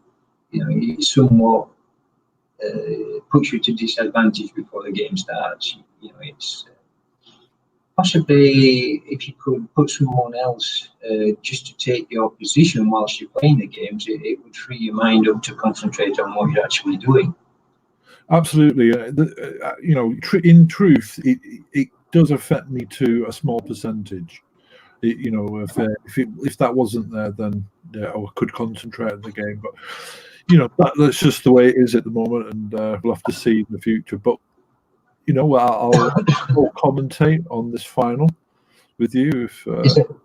Yeah, absolutely. Yeah, we'll both commentate. Yeah, because it'll make it more interesting. Two opinions. It's just me rattling away there as I see it. Great commentary. Yeah, I've been listening to you as you've been doing. It's great, been great commentary, and obviously Shayon is the hot favourite for this. Yes, he is the hot favourite at the moment, providing he makes no mistakes. I can't see it's 46-17 in front, and his break building is pretty good. Yeah, he's still got opportunities here. Yeah, he's got it now. He's got a great chance. The table's great. He's got that red that's that's not potable, and near the bulk area. He doesn't need that. No, I'm sure he's already considered the point difference that the ball on the bulk area is not required. He just needs to clear these two reds with two colours, and that's going to put him into a definite winning position over Rafat. Rafat's going to be disappointed with that. Earlier already, he took on into the bottom pocket. But quite often, you see players overshooting and undershooting, and This is all part and parcel of snooker. You have to think about your game. Every shot is vital. It's not a matter of just lining the white up and shooting. Anybody who wants to consider break building, then before they do that, they have to have a strategy, and they have to look at the table and read it as a roadmap, and make sure, or at least try to make sure, that you can get good positioning to continue the break. It looks like Cheyenne's won now. He's all over for Rafet, already wanting 5 snookers. Oh yeah, over in about under 10 minutes, I think it was. Obviously, I didn't see how I just come on as Cheyenne was making this break. So obviously, Rafa didn't do his usual grinding and safety play that he usually does. He's but the thing is, with this type of shootout, you only have one frame, and technically it can be anyone's, but obviously you have to make sure you don't make any mistakes. And obviously, Cheyenne has got a good break, and that's it. Yes, in these types of competitions, one frame shootout, this is where thinking strategies come into play. You have to have a good mindset from the off. It's no good thinking, oh, that were a bad shot, I'll move on, because that opportunity is not necessarily going to come back for you. As you say, it's in one frame shootouts, it can be anybody's. It's whoever gets the opportunity, or who makes the best of the opportunities that are given to them at that particular moment. But it's unfortunate Rafa didn't get the opportunities he required in this frame. Cheyenne's just running away with it, unfortunately. Congratulations to Cheyenne. Unlucky Rafet, the opportunities didn't arise for you in this match, but there'll be plenty more matches for you to play. Yeah, a masterclass of snooker by Cheyenne. Beautiful break, nice brown double 82 break, and yeah, I think he got an 84 break in against Nikos, something like that. It's very hard to when somebody can, have 60s, 70s, 80s against you. The game's over and done with before you even get into it. But once again, congratulations to Cheyenne Deadly and unlucky Rafat. I hope all participants have enjoyed the shootout. I've enjoyed commentating, and I hope I haven't discouraged anybody by my commentating this evening. I look forward to seeing you all again, and take care, and God bless everybody. And it's always a pleasure to play in these events and participate in the snooker community that we have. Yeah, I like all those comments, Ken. You've been a great commentary. Obviously, it would have been more interesting if Tim would have been out. Obviously, Tim had some problems, wasn't able to turn up. But Rafa got through to the final, took his chance, but didn't have the capability to deal with Cheyenne. Obviously, he was the strong favourite anyway. But that's just the way snooker is. It's just a one frame, and you didn't have a chance to enter the first. I think the first 4 shootouts to maybe participate, but like you said, this is the first of a set of finals now. This is the first one. This is the A series. We've got the B series on Monday, semi-final, and each of the finals in B series, C series, and D series will be £5 win £5. And unless you're going, Ken, we can quickly just have a look at that. Yes, let's have a look. So I'll just bring that up on the screen.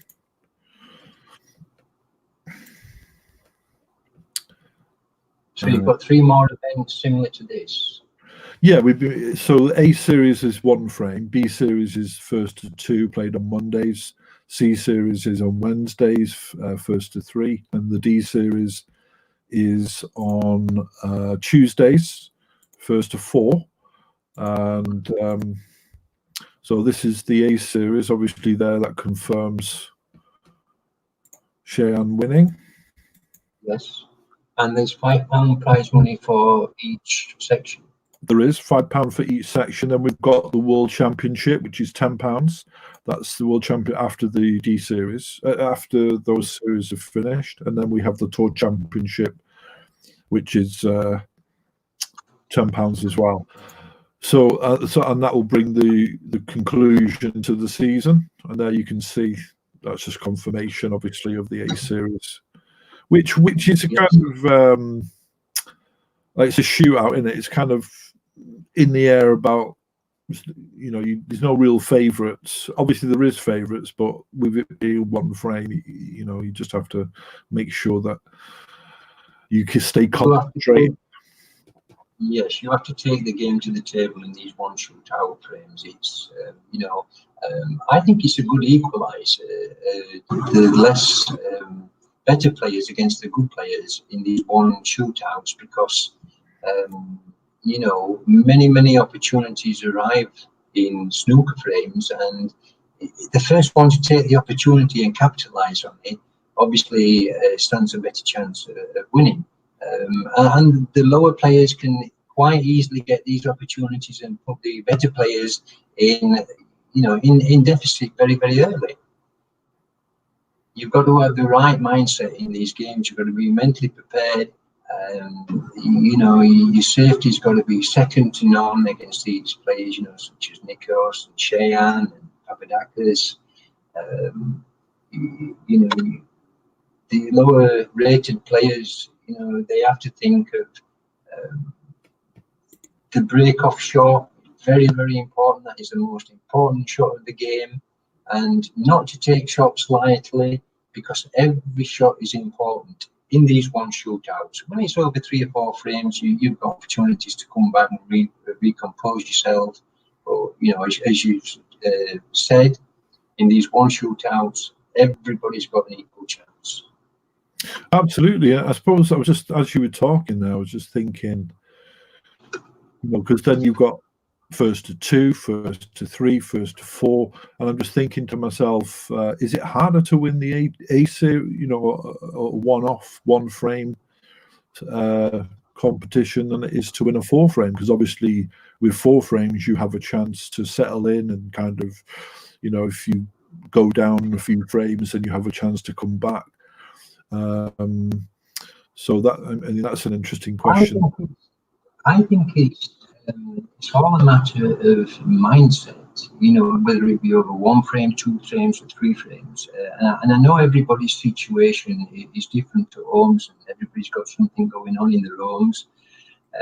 But when snooker time comes, if you can compose yourself to that particular match without disturbances, and bring your mindset to a game, and really, really get into it, you've got opportunities in a 1 frame shootout, 2 frame shootout, or 3 frame shootout. There is an advantage, obviously, of 2 frames and 3 frame shootouts, because you've always got the opportunity to settling in, and but it's very, very important for the lower class players to, it's the game has that many elements. It's not a matter of just breaking off and potting balls. It's a strategized game. And, many times I've played Papadakis, Nikos, many times. And you do learn a lot from these players. You don't only play the game, but if you can educate yourself with playing them, then, that's going to stand you in good stead for the future. Absolutely, and you've got to kind of concentrate and have a mindset, like you say, on that particular match. You have to assess who you're playing, how long it's going to be. So I suppose there's no real difference really. If you're playing in a just first to 1 tournament, then you have to have a mindset for that and just be on the ball from break off. And know your opponent.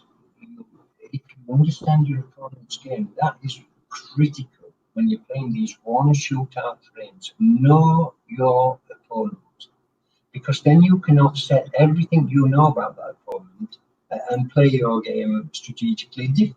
And that's exactly what I do when I'm in the right mindset. You know, these past few months, I'm just getting back into it. Know your opponent, know how your opponent plays, know his capabilities. If he's potting balls from anywhere on the table, then obviously you've got to strategize your safety and put your safety elements into play early doors. If you're playing somebody who you think you can take chances against, then that opens your game up a little bit more if the chances you take come off. You know, so it is all about strategies and knowing your opponent who you're playing. Yeah, are you looking at the, are you on Streamlab? Yes, I'm on it now. I can see Papadakis, Tim, Alan, Nikas, Ronnie Temple. I can see all the... So I'll just go over, what we're looking at now was the table to assess who the top 8 was for tonight. As I said before, you didn't have a chance to play in this. So that was the top 8 who played tonight. Unfortunately, Tim wasn't able to join. But let's go over to, let's have a look at the other one. So I think you are in at least 2, I think. Let's have a look if I can get it. So we've got the B. This is the B series. That's already started. Actually, did you play last Monday? Yes, I did. I think I played yourself, actually, Alan. Oh, right, did you? Yeah, I remember it well. I was really out of sorts that night. I think you absolutely buried me 3-0. I couldn't do anything. I couldn't even shoot a ball. But, you know, that's what I have to deal with. You got beat 2-0 off Nikos. Yes. Yeah, there's one match between me and Ronnie. We had a bit of some issues that we had, so that needs to be finished. But there's the lineup for the quarterfinal of the B series on Monday. That's first to 2. That's over the next 3 weeks. So there's that one, and let's have a look. Then we've got the C series, which is first to 3. That's on Wednesday, and the semi-final is Tim v Mohammed and Alan Lockett, myself versus Shayan. So that'll be a tough game. Were you in that one? Let's see. Ken? Yeah, you got beat. Yeah, I beat you on 3-0. Yeah. And the D series, which is Tuesday.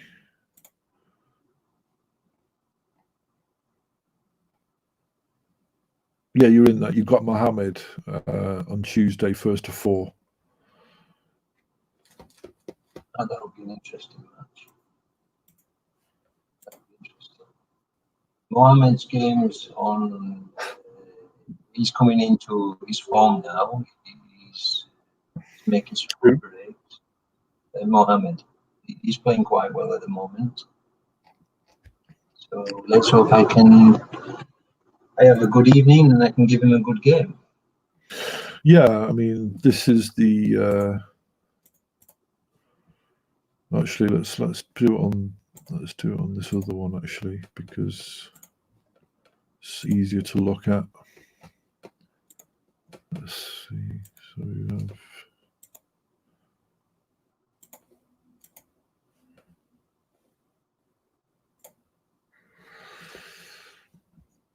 Tournaments. Yes, that's the Tour Championship, which is like all the ranking tournaments for this season. Yes.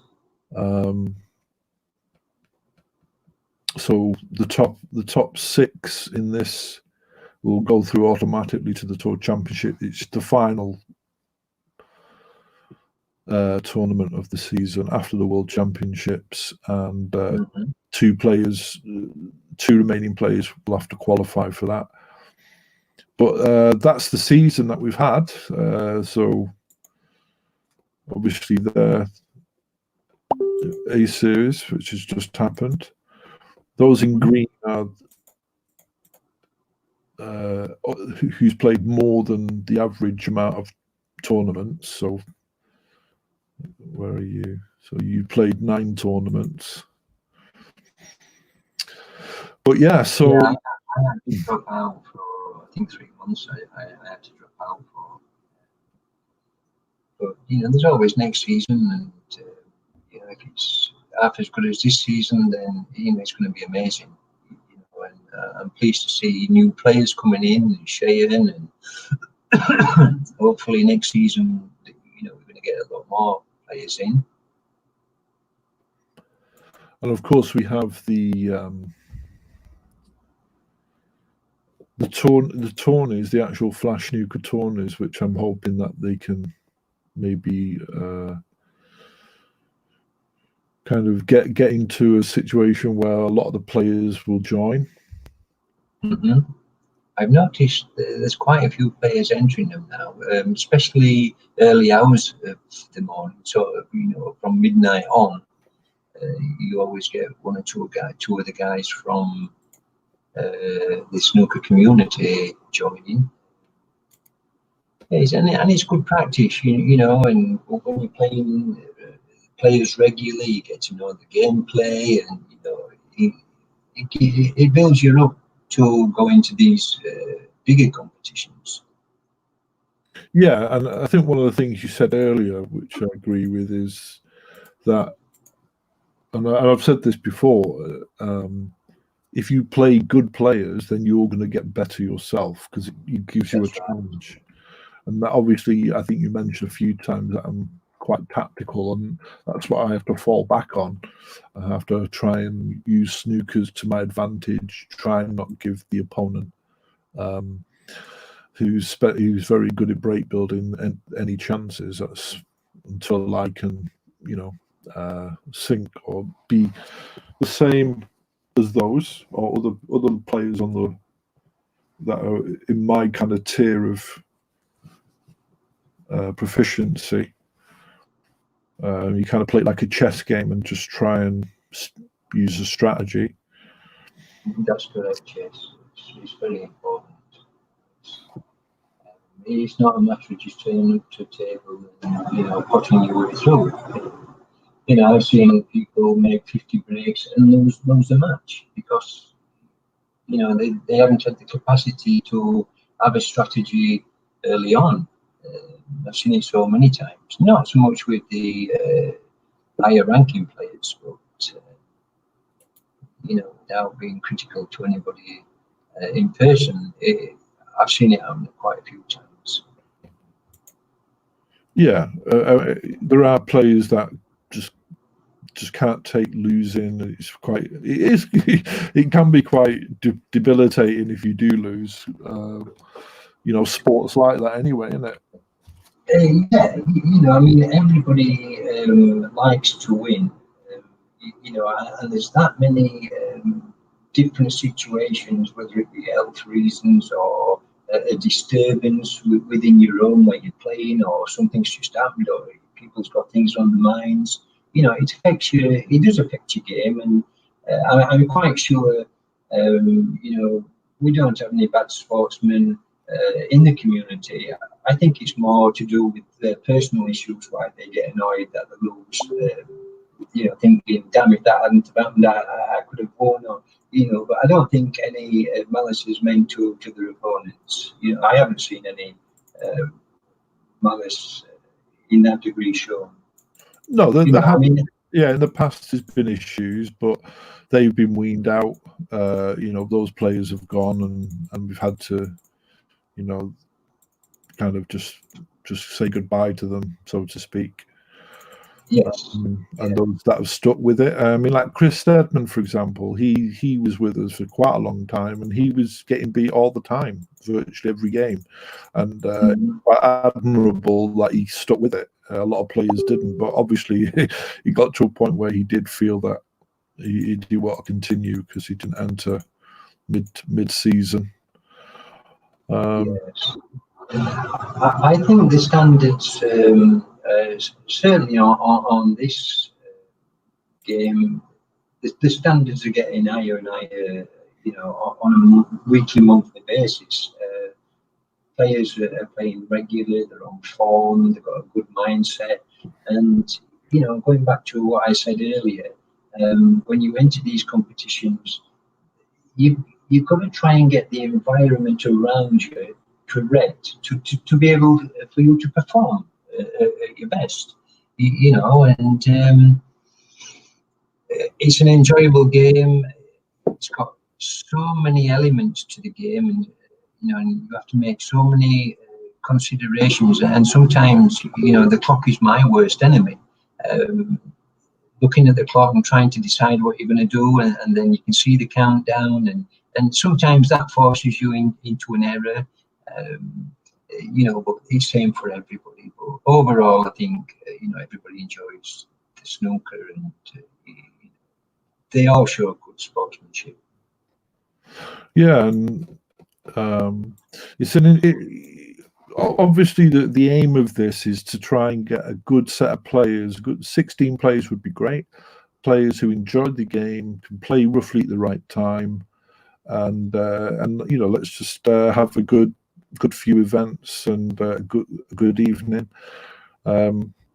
through the week. And Wim, as you can, I don't know if you're looking at the screen, but Wim there is currently number one, provisional number one for the end of the season. He's overtaken Tim. Obviously, Tim didn't play this evening and didn't get any points. But so Tim, Wim, Papa's done very well as well. He's kind of won 2 tournaments. He's kind of developing into a great player. Mohammed obviously is proven. Cheyenne obviously is coming. He's a very good player. We lost Erman Erikan and Jasper, which are kind of really high players, very difficult to beat at any possibility. Nikos is a very good player. Mike has won a few tournaments as well. And then Jamie's a multiple champion. Obviously, he's finding it difficult against these new players. But that's the challenge, isn't it? The challenge to try and see if you can get to their level or compete with Absolutely. them. Yeah, that keeps you motivated. Without the better players there, then there's no motivation. It's just self-satisfaction. And it's up to the individuals how far they want to get. And I swear by practice. And the guys, they'll see me practicing more than I play just random matches. Yeah, I do. Because actually, yeah. And practice is very, very important. And because you can't play from memory. And I've noticed also players, they are playing from memory of a shot they probably did last week. Oh, I did this shot last week, I'll try it, it doesn't work out. Because every angle is different, the amount of size. You have to play the table as it is, as you see it. And I think that the lower players are definitely making that mistake. They're trying to play from memory.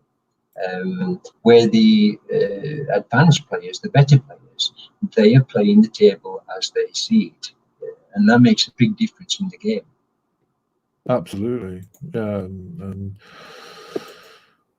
there's the mental aspect is interesting as well. Try to kind of deal with loss and just having a positive spin. Just use it to your advantage.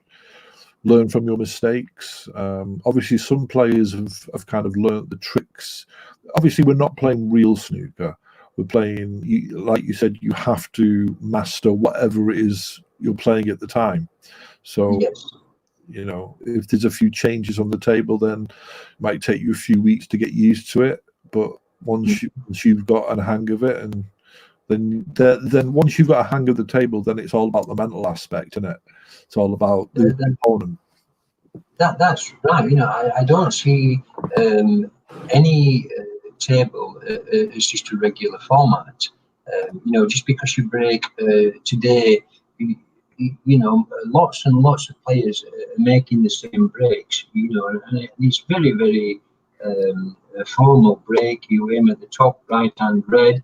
You angle at the bottom pocket. You put it at 44, 45, and you shoot, and you put your right on bottom one and you shoot. There's so many players using that break now, but to perfect it,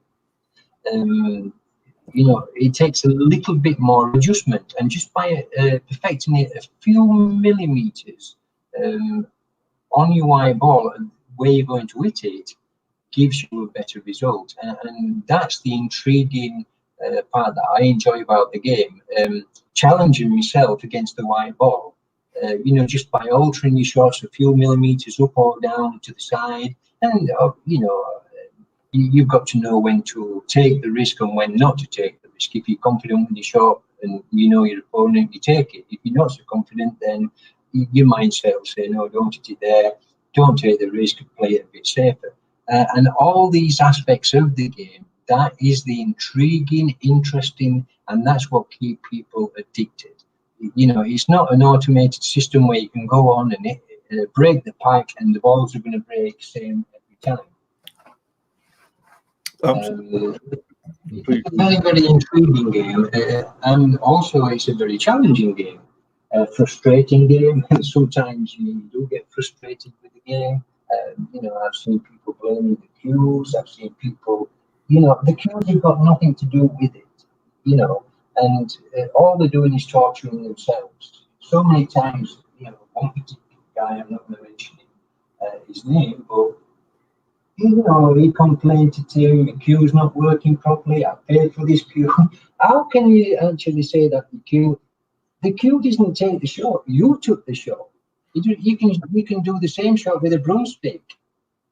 You know, you've got the mouse in your hand, you put the position on the white ball, you collected the speed you need, and you shot it. Mm-hmm. You know, so there's only yourself to blame. You know, and the quicker you realise that you know, it's down to your own judgment why you potted it or you didn't pot it. If you didn't pot a ball, then obviously there's only one reason. You didn't aim correctly. You didn't do the right shot. It wasn't the right shot choice. Absolutely, we're only human, and just about accepting, understanding your mistakes, and just learn from them. Yeah, it's just not putting it on too much onto yourself, not blaming yourself too much. Obviously, it hurts at the time, but you just work towards, you know, how did I lose that match? What was it? You know, and if you know, some people that is the learning curve. If you analyse why you lost it, where did you make the mistake, and why did you take that shot instead of a different shot? If you had took a different shot, the outcome could have been different. So, you know, shot choice is very, very important. Just because there's a red over a pocket, it doesn't mean to say you've got to pop that red. Because that red might get you into difficulty, or it might make the positioning of that shot more difficult to get to a colour.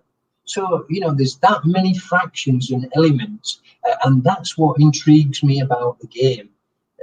You know, and if people broaden their horizon and broaden their imagination, you know, we can all become champions. You know, everybody's got the capacity of doing that. Yeah, I've spoken to Jasper about this, because obviously Jasper's a very, very good player. He's kind of, you know, he basically wins anything he enters.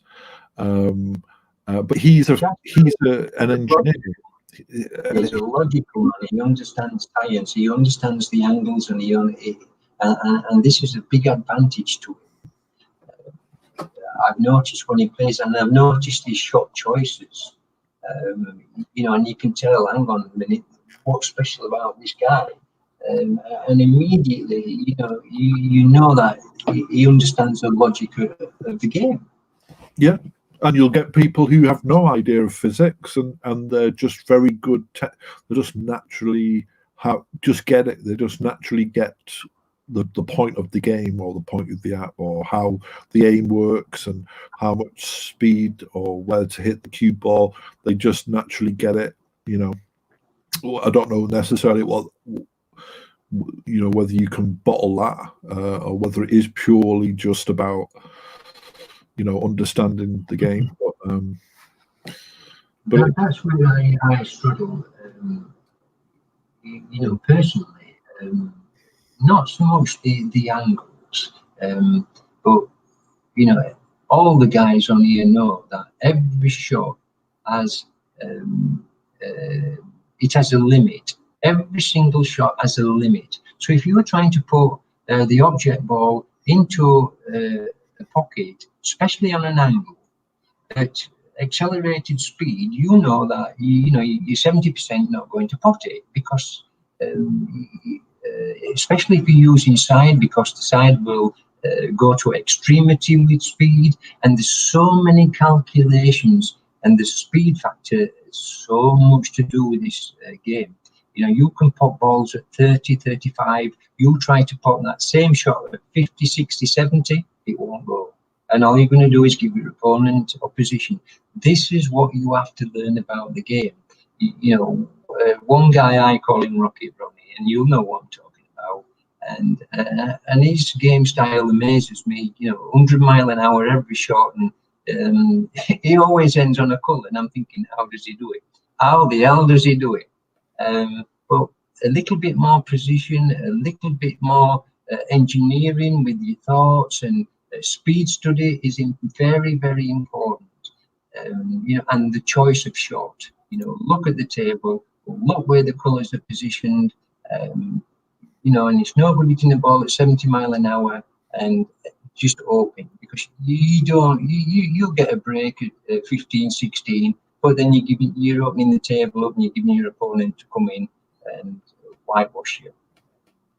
But yeah, the game is very, very intriguing, and I inspect all elements of the game.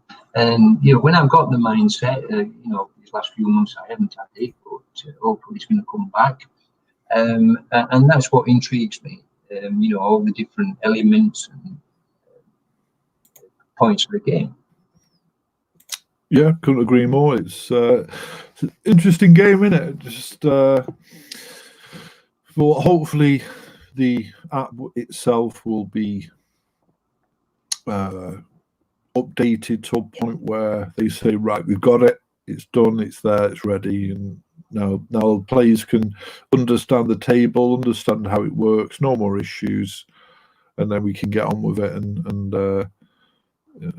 kind of master it.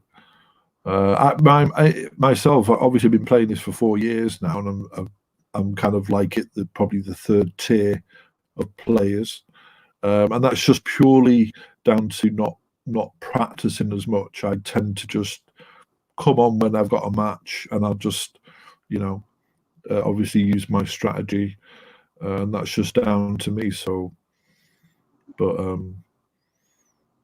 some players have a natural ability for it, and some players don't. But it's an enjoyable game, and so that's the main thing, isn't it? That you enjoy the game, you can deal with. Yeah, it's a very, very enjoyable game, and it's an educational game to yourself. But you've got to open your mind, and players, don't look at it similar to Candy Crush or any other games. It is a game of skill. And it's dependent upon your skill, how you implement it at in that particular frame. Speed, shot choice, tactics, mindset. It's all part and parcel of the game. The more you learn about it, the better you're going to become at it.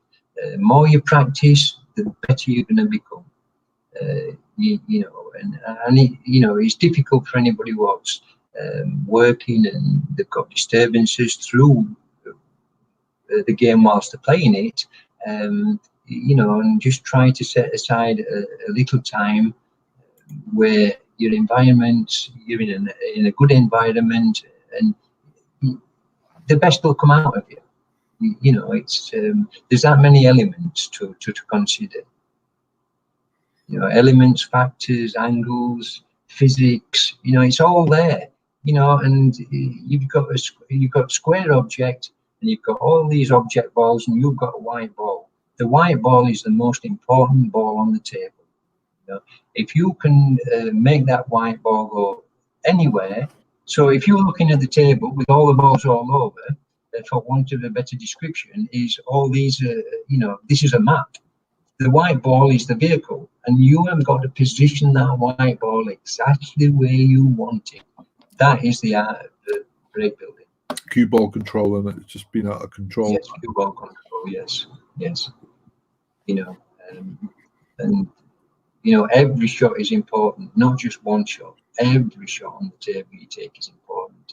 And it's down to individuals on how they want to excel in the game. Some guys may just want to turn up and have a game and enjoy it. That's fair enough. And then there's other guys what are really, really intrigued with it.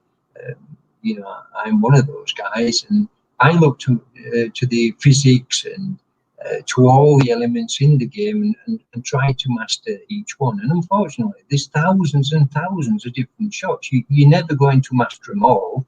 In a week, it's going to take you a few years to build a memory bank of, what you should do and what you shouldn't do. Yeah, and momentum is important as well. If you get a good start, then that's something to build on. It keeps your concentration going. If you're playing someone and you lose a couple of frames early on, and that can really get you frustrated, and then you're trying too hard. You need patience and, like you say, concentration, being able to control the cue ball. Obviously, you want to do something with the ball. You want to kind of snooker the person, but you've got to be able to control the snooker ball, the cue ball, the right pace, etc. So there's a lot of things to consider, and that's the beauty of the game. That's why it should never ever get boring. It should always be intriguing to anyone who's seriously interested in the game. There is so many elements to consider, and all these elements are challenges. And unless you've got an IQ of 2 million, you're not going to master them all in a week. It's a slow process, and you stick at it, and the lower guys, if they start understanding the game and understanding the physics and shot choices, speeds and angles, the more you enjoy it, the better player you're going to become. That's what I'm trying to say. Yeah, and the mental aspect as well, the kind of strategy, the kind of like you say, concentration and patience, and not positive, looking optimistically and learning from your mistakes. But yeah, if you ever played Mohammed, his mindset is who? He's Mohammed Farsi. He is a steady guy, and what he concentrates on is his strengths are many. His potting skills and his safety. And his safety is an excellent part of his game. And when he's playing players, you never see Mohammed rushing into things. He'll play safety upon safety upon safety, and he will wait for the right opportunity until you make the mistake. Then he makes his move. And that is strategizing. Know your opponent, and there's going to be opportunities arise, but you've just got to be patient in the game for those opportunities to come up. Nikos is taking a similar aspect to the game now. Nikos' safety is very, very good, and he understands he can move that white ball around the table like nobody. It's fantastic at positioning the white ball. And he's taking the same strategy now they got patience. They wait while you make the mistake. Once you make the mistake, then it's like fishing. When the fish bites, you're hooked. You know, so safety is an important element to the game, and you know, more so than potting. You know, and that is something else that the lower ranking guys should consider is movability, cue action, and safety aspect of the game. Yeah, I'm just looking at something that it's mentioned 3 things: potting skills, cue ball control, and safety. And yeah, like you were just saying, I like that situation. There's times when I've had like a player, you know, under my thumb, so to speak. You know, I'll make a bit of a pot, I'll go out of position, maybe put him in a snooker. He can't get out of it, and then he'll leave me on again. I'll pot a few more balls, make a good break, put him in another snooker. You know, it's kind of just manipulating that. That's you know, if you can get to that position. If you can get to that level of play, then you're going to win 90% of your matches.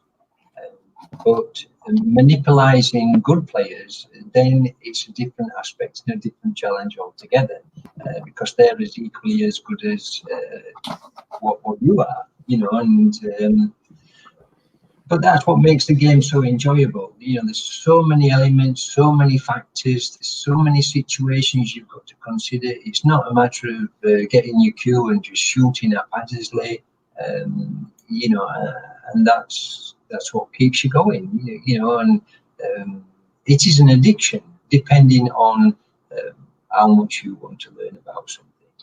And it's same in life, you know, all aspects of life, depending on how much you want to learn about a particular thing, makes you good at it or just average at it, you know. And, some people have the ability to learn quick, some people take a little longer, but, you know, overall, everybody will get it. It's just a matter of hanging in there and enjoying what you do, and experiment in practice, because without experimental shots, then you're never going to know. You can't use your experimental shots in a match. You only shoot the shots you're confident with. You know, it's no good trying something new in the middle of the game. And there's one thing we've not covered is luck. You need luck as well. Well, I pass on that because you can't do anything about it. You know, unfortunately, somebody's good luck is somebody's misfortune, and that is an element. That is an act of God, an element that is not within our control.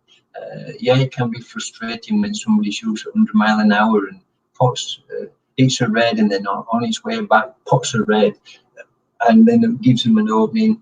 We can't do anything about that. We just have to take that on chin and think, oh well, it wasn't meant to be. Yeah, or you take advantage of any misfortune that you have. Absolutely, yeah. You know, and use every opportunity to maximise the capacity you're available of. You know, that is the big thing in any game. If an opportunity arises, take the opportunity, but maximise the opportunity to its fullest potential. I saw a shot tonight, which I couldn't believe I actually saw it, and it was the very, very first shot that Ronnie did against Nikos. Ronnie played a good safety shot. Nikos was faced with 2 balls on the push, and he under it. I knew what he was trying to do. He was trying to put the red near the black, and he undershot it and left it over the pocket. Now, Ronnie had only got to go up to that ball at 15, 16 maximum with a little bit of side and to position himself on black, and he got a beautiful opening. And this was his second shot of the match, and he hit that ball at 100 miles an hour. 100 miles an hour, missed the pot, opened the reds up, game over against a player like Nikos. You can't do that. Yeah, that's those occasions where you just can't. You need that kind of patience. Don't, you know, just play it safe. Just wait for that right moment. You know, a risky shot that, you know, 50-50. It looks, you know, it looks enticing. Should I go for it? That temptation there is to try and pot it or go for it. But it's just having, like you say, shot choice into it, making the right choice at the right time. At the right time, yeah. And obviously, you know, players get under pressure. If they're sort of 48-3 down, then that tends to push you into making shots that you wouldn't normally take because you're under pressure, because you're 40 odd points down. You know, don't let the score influence you to that point, to a degree where you just make it even worse for yourself. You know, just remain calm, remain focused, play your shot, but play it with confidence, and wait for your opportunity. You know, many people do take risk shots, and that's the failing. You know, if you hadn't have took that shot, who knows? Who knows what would have happened? But because you did, that was the outcome. Absolutely. So where are you 50% in terms of your snooker? Are you kind of back on track? No, I'm around 30% at the moment, Alan. Yeah, I'm around 30%. I need to. I'm a player who I have to practice. If I don't practice, I seem to lose my momentum. I can't just turn up for a game and play. I can't do that. You know, I have to have a few frames or a practice, but there's players that can. There's players that can jump out at card. Oh, okay, I've just pulled up. I'll be on in 2 minutes and get straight into a match and play brilliant. Unfortunately, I'm not one of those guys. I have to practice. It's a very good point, actually. I've learned that there's been a few, not many, but a few occasions when I've been playing, say, a few hours beforehand, before I've had a match, and then gonna have a cup of tea or something, and then when the match comes on, I'm like really into it. I'm really got my groove into the frame, and I play very well. So having that practice beforehand, an hour or two beforehand, is very, very important. I think it's very useful for the player to do that. Because what happens unknowingly, you get accustomed to what you're doing. You've accustomed your mind to what's happening. And so you're not walking through a door and it's dark. You know, when you open that door, it's familiar. You know, and I would give advice to all players, you know, before you turn up to a match, you know, at least have a half an hour or so practicing on your own. I wouldn't recommend playing against anybody, because then that would influence. You wouldn't have your influence. You'd be influenced by the person who you're practicing against. I always try to have a few frames on my own, so it's my own shot choice, it's my own influence, and then I take that forward to wherever I'm playing next. Yeah, you know, there's many times. I mean, Ronnie. I mentioned Ronnie a lot because you know he's always on and he's always wanting to play me, and it's a definite disadvantage for me to play Ronnie before any match, because his game, it just, you know, it's not reality. It's not like playing you or playing Nikos or playing Papadakis. You know, I'm never ever going to come into that situation with any of you guys as I would with Ronnie.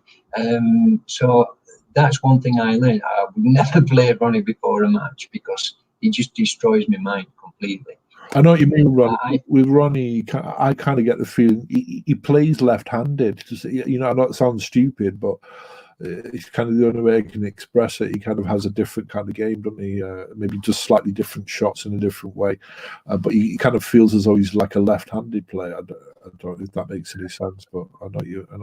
Yeah, my assumption of Ronnie, God bless him, I'm not being disrespectful to him or critical to him. You know, he can pull some good shots up. He does some phenomenal shots. You know, I have witnessed those shots and I've seen him do them. But his mindset, he seems to be backwards. I've seen him take wrong choice shots so many times because he has the capacity of being a damn good player. If he could contain his knowledge and just slow down a little bit And don't do these high volume shots at 90, 100 mile an hour. If you could do control shots and better positioning up wide, he's going to be a player to reckon with, I'm telling you. He is, because I played him the other night. We had a bit of a kind of an argument, some issues with a match we played the night before. And so there was a bit of a tension there. And I don't know if you've ever come across this, but I've done this one of in the past. If you feel a bit angry, or this, you feel you've been trodden on, or some injustice has been done, it kind of helps you in a way. It kind of gives you that focus, and you're able to, you just kind of, you're very confident, and you'll just go, right, I'm gonna do that. And he won me a 4-3. He managed to get over the line. We had quite a good game. I always look at every negative, and I change the negatives into positiveness. I don't allow negatives into my life, but that's the type of person that I've become. Every negative can be reversed, and it's up to an individual to use whatever comes in front of him, and don't be influenced by nobody, because your own influence is the most important.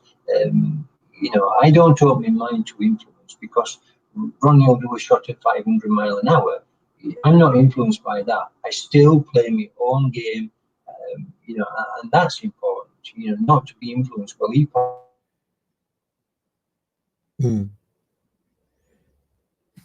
You there, dude? You've gone off. I can't hear you.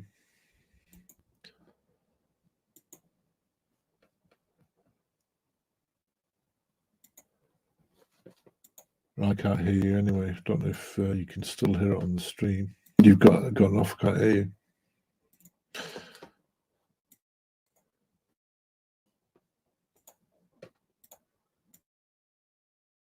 It does spur you on a little bit, or sometimes it works against you, because you think you're motivated and you're frustrated, and you're influenced, and then you make the wrong shot choice.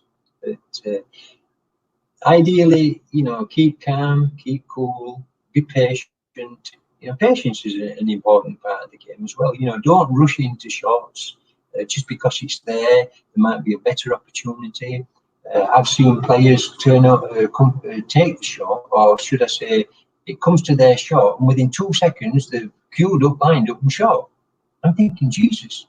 Within 2 seconds they've done that. I'm thinking they've not considered any other object ball anywhere. They've just seen that one target and gone for it.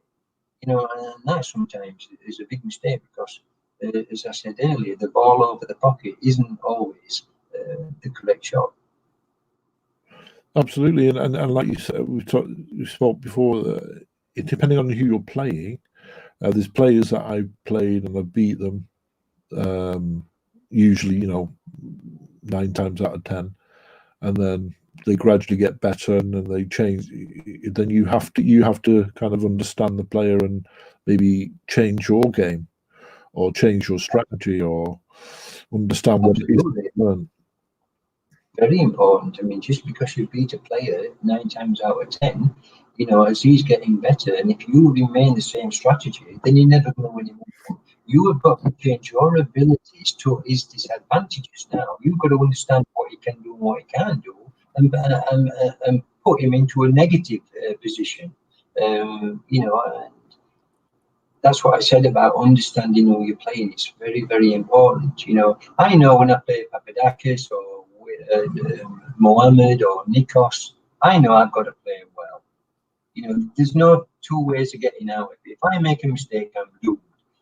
So I concentrate more when I play those type of players, and it's wrong really, because I should concentrate all the time like that. I sometimes don't. But try and improve your game, play to the best of your capability every game. Make it a regime, and there's going to be a lot of good players out there if they take those into consideration and practice them. Absolutely. Well, we're coming up to 4 hours now of the live stream. I've got 12 hours in a month, so I think we'll come to an end. But hopefully, I really thank you, Ken, for commentating and interacting. Maybe one point we can do a little live stream, talk about a bit more different types of shots, watch a match, or predict some shots. Maybe if you're up for that, if you have time to do that at some point, or absolutely. I enjoy participating, and I can make myself available at most times, and I look forward to future commentating. I look forward to participating a little bit more in it. brilliant. And if you're around later or in a bit, if you want a politics chat, I'll be up most of the night or another time. Just give me a shout. But thanks again. And you're very welcome, Alan. You're very welcome. Congratulations again to Cheyenne. And that's it for this live stream. I'll speak to you soon, Ken. I'll catch you out in the chat or something in a bit. But if not, I'll see you in the week. But thanks for watching, and speak to you. Keep practicing, guys, and au revoir. Au revoir. Bye bye now. God bless. Bye bye.